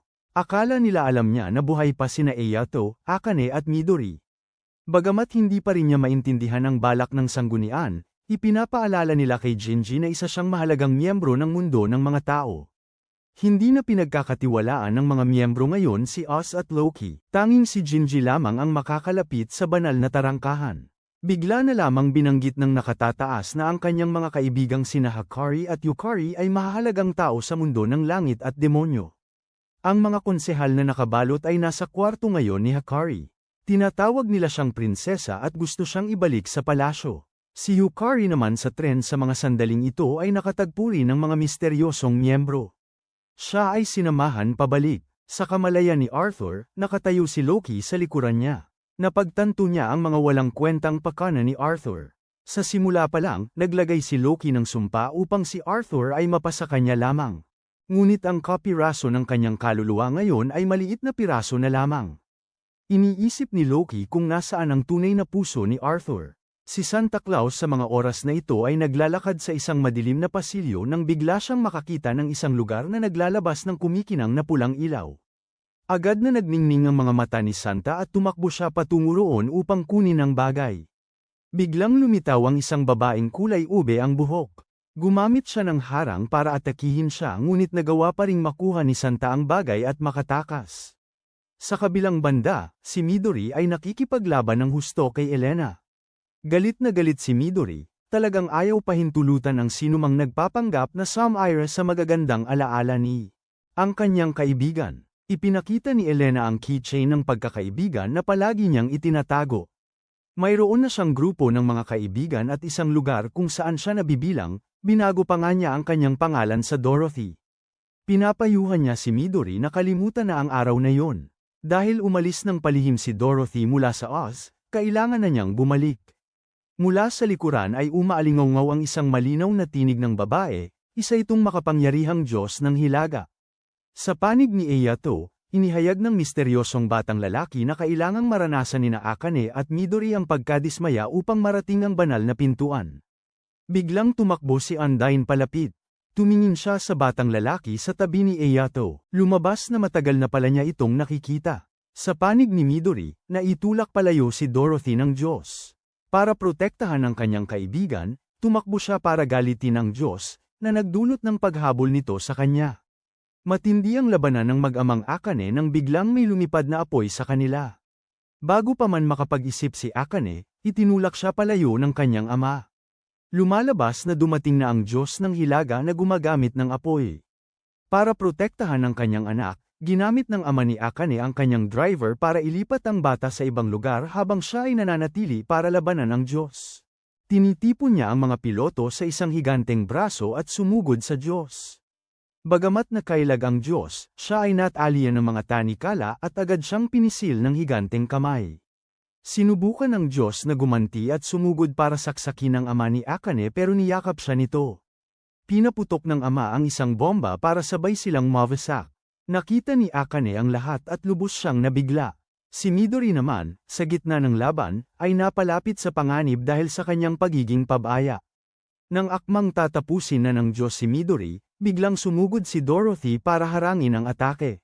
Nakuha lamang ni Midori ang lilang laso mula sa kanyang kaibigan bago siya itinulak sa isang malalim na hukay. Tumakbo si Oz ngunit huli na dahil natalo na si Dorothy sa laban. Niyakap ni Midori ang laso sa matinding pagdadalamhati. Sa sandaling yun, tuwang-tuwa si Loki dahil hawak ng grupo ni Akane ang lahat ng susi patungo sa banal na pintuan. Pagtawid ni Eyato sa pintuan, nakita niya ang kanyang matagal nang nawawalang nakababatang kapatid. Sa alaala ni Eyato noong siya'y bata pa, nakasalubong niya ang kanyang nakababatang kapatid pauwi. Inosente niyang tinanong kung bakit hindi pumapasok sa eskwela ang kanyang kapatid. Pinaalala sa kanya ng kanyang kapatid na ngayon ang kanilang kaarawan. Ikinwento ng nakababatang kapatid kung paano lahat ng dumalo sa pagdiriwang ay para kay Eyato dahil naging tagapagtanggol siya ng mga naaapi. Ngunit wala itong pakialam si Eyato at nakatingin pa rin sa kanyang kapatid nang may dalisay na mga mata. Galit na tanong ng kapatid kung bakit hindi nagagalit si Eyato sa kanya sa kabila ng pagpabor ng kanilang mga magulang. Iniisip ni Eyato na hindi kasalanan ng kanyang kapatid. May pagmamahal pa rin siya sa kanyang kapatid. Hindi napansin ni Eyato ang malungkot na tingin sa mga mata ng kanyang kapatid noon. Pagbalik sa kasalukuyan, labis siyang nagulat na makita ang kanyang kapatid dito. Ibinunyag ng kapatid na may nag-utos sa kanya na pumunta. Sa ilalim ng kamalayan ni Arthur sa sandaling ito, siya ay nakaupo at nakikipag-usap kay Loki. Ipinapaalala ni Loki sa kanya na ang mga pinili lamang ang makakapasok sa banal na pintuan. Sabi ni Arthur, ang mga nagtagumpay sa kawalan ng pag-asa ang pinili upang pumasok sa pintuan. Palihim na inilabas ni Loki ang korona ni Arthur, na nagpagulo sa kanya kung ano ang balak ni Loki. Sa kabilang panig, nakakaranas sina Midori at Eke ng paghihirap dahil sa pagkawala ng mga mahal sa buhay at kaibigan. Ang mahiwagang batang lalaki na madalas sumusunod kay Eyato ay muling nagpakita. Ipinakita ng bata sa dalawa ang tagpo ng magkapatid na Eyato na naghaharap. Napakasaya ngayon ng nakababatang kapatid na tinatanong ang kanyang kuya kung ano ang pakiramdam ng akuin ang kasalanan para sa kanya. Ikinukwento ng misteryosong bata na kapag malapit nang mawalan ng pag-asa si Eyato, lalabas ang tunay niyang pagkatao. Noong una, pagkatapos mamatay ang kanilang mga magulang at mawala ang kanyang kapatid, pinigilan ni Eyato ang kanyang sarili para akuin ang sisi para sa kanyang kapatid. Ang banal na tarangkahan ay nasa harapan na mismo ni Eken at Midori. Ginagabayan sila ng bata papasok. Ginugunita ng nakababatang kapatid ang mga lumang araw nung inaasahan ng kanilang mga magulang na maging tagapagtanggol ang magkapatid. Sobrang-sobra sila kaya itinali nila sa ulan ang nakababatang kapatid para pilitin si Eyato na maging modelo na gusto nila. Wala siyang nagawa kundi umiyak. Sinimula ni Eyato na sumalungat sa lahat ng paraan. Kinontra niya ang kanyang mga magulang para protektahan ang kapatid niya, pati na rin ang sinadyang bumagsak sa pagsusulit ng kakayahan para kamuhian siya ng kanyang mga magulang at sa kanya ibunton ang galit. Sinubukan niyang magpaliwanag sa kapatid niya, pero walang nangyari. Alam ng kapatid niya na mas malakas si Eyato kaysa sa kanya. Nakita na mismo ni Eyato ang banal na pintuan at natuklasan ang napakalaking kapangyarihan.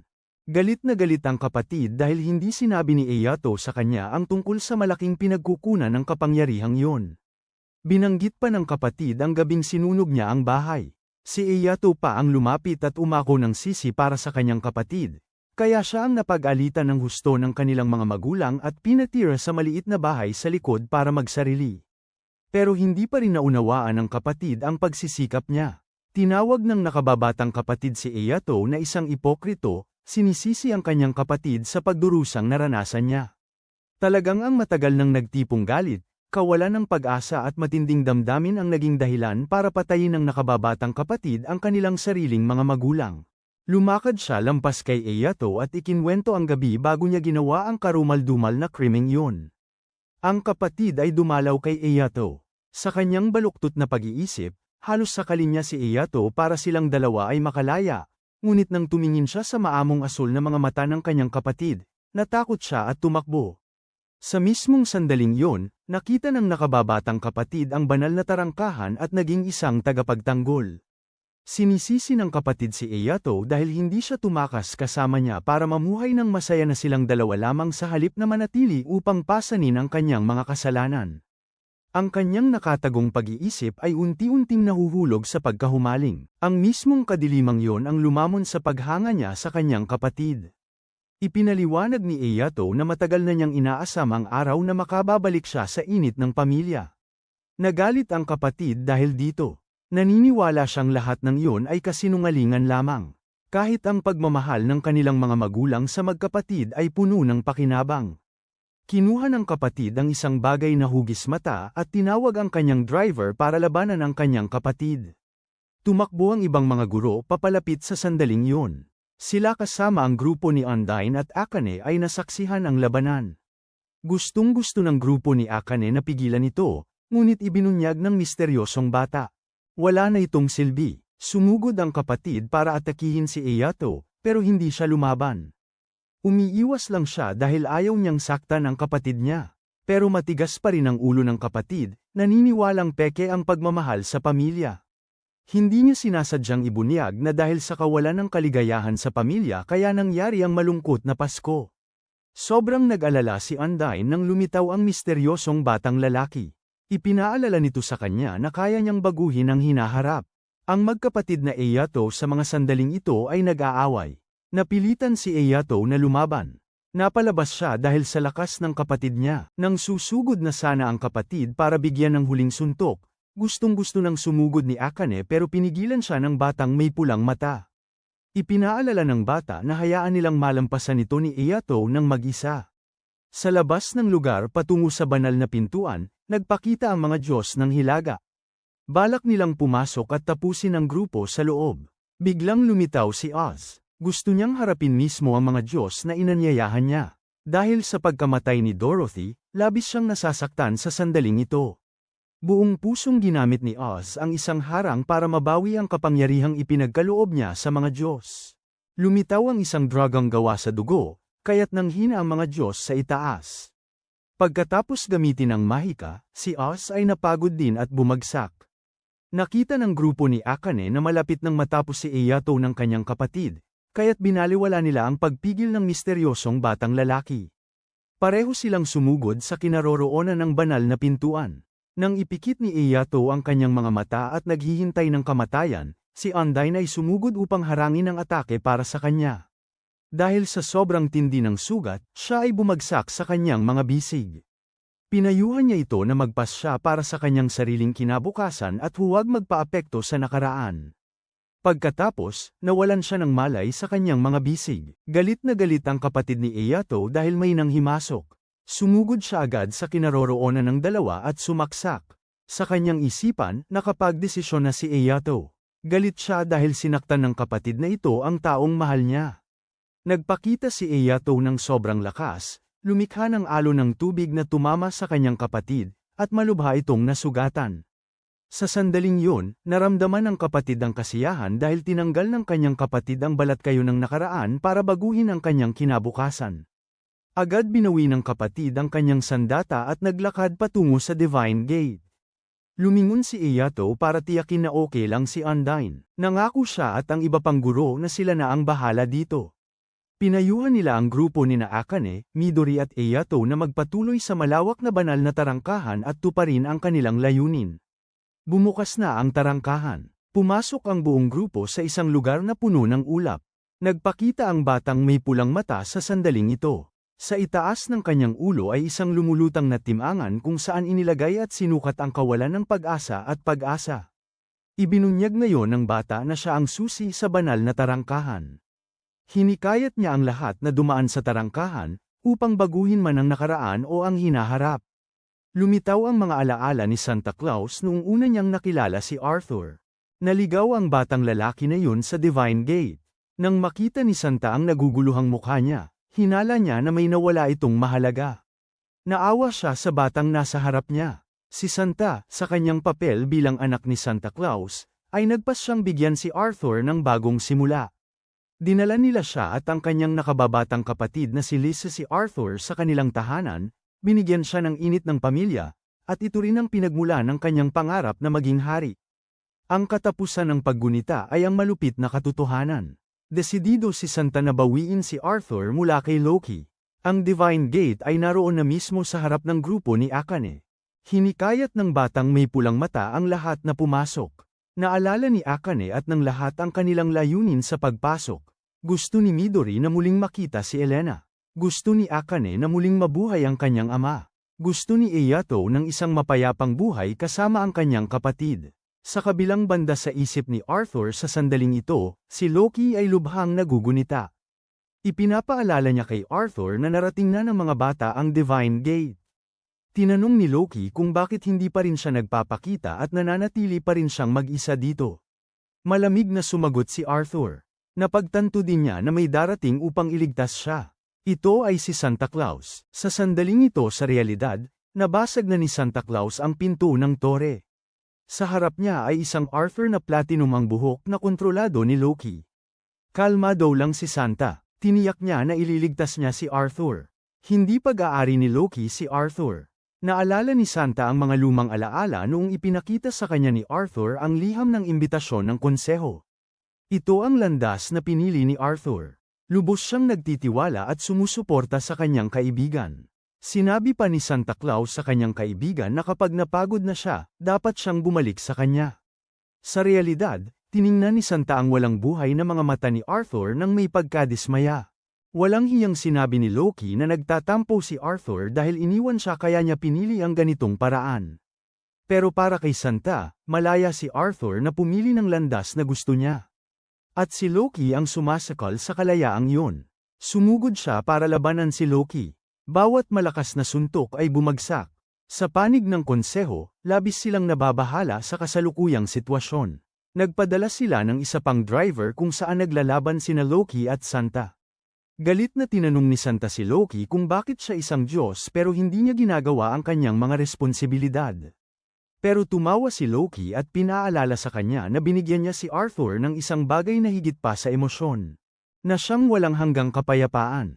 Sinubukan ni Santa na lumapit kay Arthur na kontrolado. Dahil dito, nasaksak siya sa tiyan ng kanyang kaibigan. Ngunit sa gitna ng pagkabigla ni Loki, matagumpay na nag-activate si Santa ng isang lagusan. Pumasok siya sa kamalayan ni Arthur. Nakita niyang labis na nag-aalala ang kanyang kaibigan dahil sa pananaksak na ginawa ng sarili niyang kamay. Inalo ni Santa si Arthur. Ipinakita niya ang isang bagay, na siyang bagay na nakita ni Santa sa mga guho. Alam niyang dito itinago ni Arthur ang kanyang tunay na puso. Seryosong tumingin si Arthur sa kanyang kaibigan. Ginawa na niya ang sarili niyang desisyon. Naalala ni Arthur ang mga usap-usapan ng lahat sa konseho na mayroon siyang ipinagbabawal na lahi na maaaring magdulot ng kapahamakan sa sangkatauhan.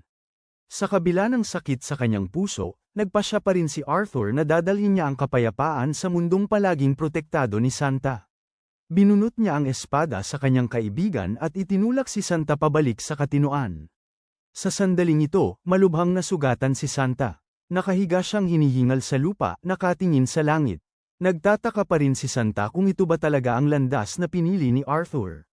Nakatayo si Loki sa tabi, nanunood sa magandang palabas. Inilagay niya ang isang korona kay Arthur, pinatutunayan na si Arthur ay palaging isang sunod Sonyeran sa kanyang mga kamay. Sa panig ng grupo ni Akane, ang mahiwagang batang lalaki ay nagbibigay pa rin ng mga pagpipilian sa grupo. Una ay gamitin ang nakaraan para baguhin ang kinabukasan. Pangalawa ay pumunta sa kinabukasan para baguhin ang nakaraan. May karapatan ang lahat na pumili ng kanilang sariling kapalaran. Kaya ang grupo ni Akane ay buong tapang na humakbang pasulong pagkatapos ng ilang pag-aalinlangan. Biglang lumitaw ang isang sinag ng liwanag. Ito ang mga hilagang Diyos na inalisan ng kanilang mga piloto, nakilala sila ni Akane, Midori at Eyato. Sila ang pumatay sa ama at matalik na kaibigan ni Akane at Midori, at sila rin ang samugat ng malubha sa grupo ng mga estudyante. Si Oz sa kabilang panig ay mukhang matanda na ngayon. Ipinagpalit niya ang kanyang buhay para tulungan ang grupo ni Akane. Ipinagkatiwala niya ang lahat sa mga bata. Ang buong grupo ni Akane sa sandaling ito ay galit na galit. Inilabas nila ang kanilang mga gamit at naghandang lumaban. Habang kinukutya ng mga Diyos ang grupo na hindi nila kayang magdesisyon para sa kanilang sariling kapalaran, biglang humakbang ang batang lalaki na may pulang mata at kalmadong pinakawalan ang napakalaking presyon na pumipigil sa mga Diyos. Tinanong nila kung bakit ang isang batang espiritu na susi, key spirit child, na katulad niya ay kumampi sa mga tao. Naniniwala ang bata na kahit ang mga Diyos ay hindi maaaring agawin ang kanilang kalayaan na pumili ng kanilang kapalaran. Karapatan din ng mga tao na tuparin ang kanilang mga pangarap at sundan ang kanilang sariling landas. Pagkatapos noon, lumitaw siya sa tabi ng grupo ni Akane. Ipinapaalala ng batang lalaki sa bawat isa ang kanilang mga hinahangad at kung ano ang inalis ng mga Diyos. Nakilala pa lamang ni Akane ang kanyang ama nang sila'y magkahiwalay. Nasaksihan ni Midori ang pag-aalay ng kanyang matalik na kaibigan sa kanyang harapan. Ang nakababatang kapatid ni Eyato ay tila laging nalulunod sa walang katapusang galit. Nagpaalab ito sa grupo, sa kabila ng matinding puwersa ng mga Diyos na sumusugod sa kanila, hindi sila natinag at ginamit nila ang kanilang mga drivers para lumaban. Ginamit din ng misteryosong batang lalaki ang lahat ng kanyang kapangyarihan para itulak pabalik ang mga Diyos ng hilaga mula sa tarangkahan. Sa sandaling ito, pansamantalang kumalma ang lahat. Pinayuhan ng batang lalaki ang lahat na pumunta agad sa banal na pintuan. Isang gininto ang hagdan ang lumitaw na parabang inaanyayahan sila. Bigla na lang mula sa likod ng grupo, humakbang si Ginge na may hawak na isang driver. Tinanong niya ang grupo, kung tatahak sila sa pintuan, magdudulot ito ng pagkawala ng konseho ng mundo at muling pagkabuo ng mundo.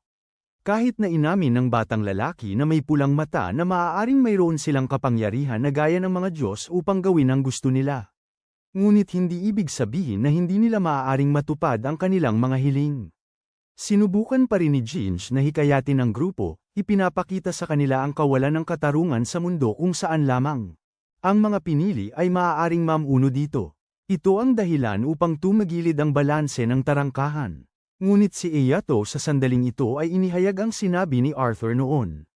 Tanging kapag lumitaw ang mga bagay na mas mahalaga sa atin kaysa sa ating mga sarili, ang natatagong kapangyarihan ay maaaring magising. Ang pagiging isang Diyos ay hindi makakatulong upang baguhin ang ating mga sarili. Tanging tayo ang maaaring magsikap upang baguhin ito. Kaya't napagpasyahan ng tatlo na huwag pumasok sa tarangkahan para sa pansariling pakinabang. Nang marinig ito ni Ginge, binawiri niya ang kanyang armas at umalis. Ang batang susi espiritu ay nagulat sa desisyon ng grupo ngunit nakinig pa rin at naglaho kasama ang tarangkahang yon. Sa sandaling ito, isang makapal na itim na ulap ang dumating. Ang espasyo sa paligid ng grupo ay nagbago at naging tore ng mga Diyos. Nakatayo doon si Loki kasama si Arthur. Ipinahayag niya na si Arthur ang napili. Nawala ng kontrol si Arthur sa sandaling ito. Gumamit siya ng isang paghiwa ng espada para gibain at wasakin ang gusali. Sa puting mundo ni Arthur sa sandaling ito, nakaupo siya at nakatalikod kay Loki. Tiniyak niya na kahit gaano pa kahirap subukan ni Loki, hindi niya mapapatay ang pag-asa ng mundong ito. Sa labas, sa realidad, labis na nagalak ang grupo ni Akane nang makitang bumagsak ang tore. Muling nakatagpo nila si Lancelot na nagbunyag na isang mahiwagang kapangyarihan ang bumuhay muli sa kanila at sa Night Squad. Tungkol kay Arthur, sila na ang kukuha sa kanya. Bumukas ang isang pintuan sa harap ng grupo. Pumasok ang grupo ni Akane sa pintuan bilang hudyat na may bagong simula ng magaganap.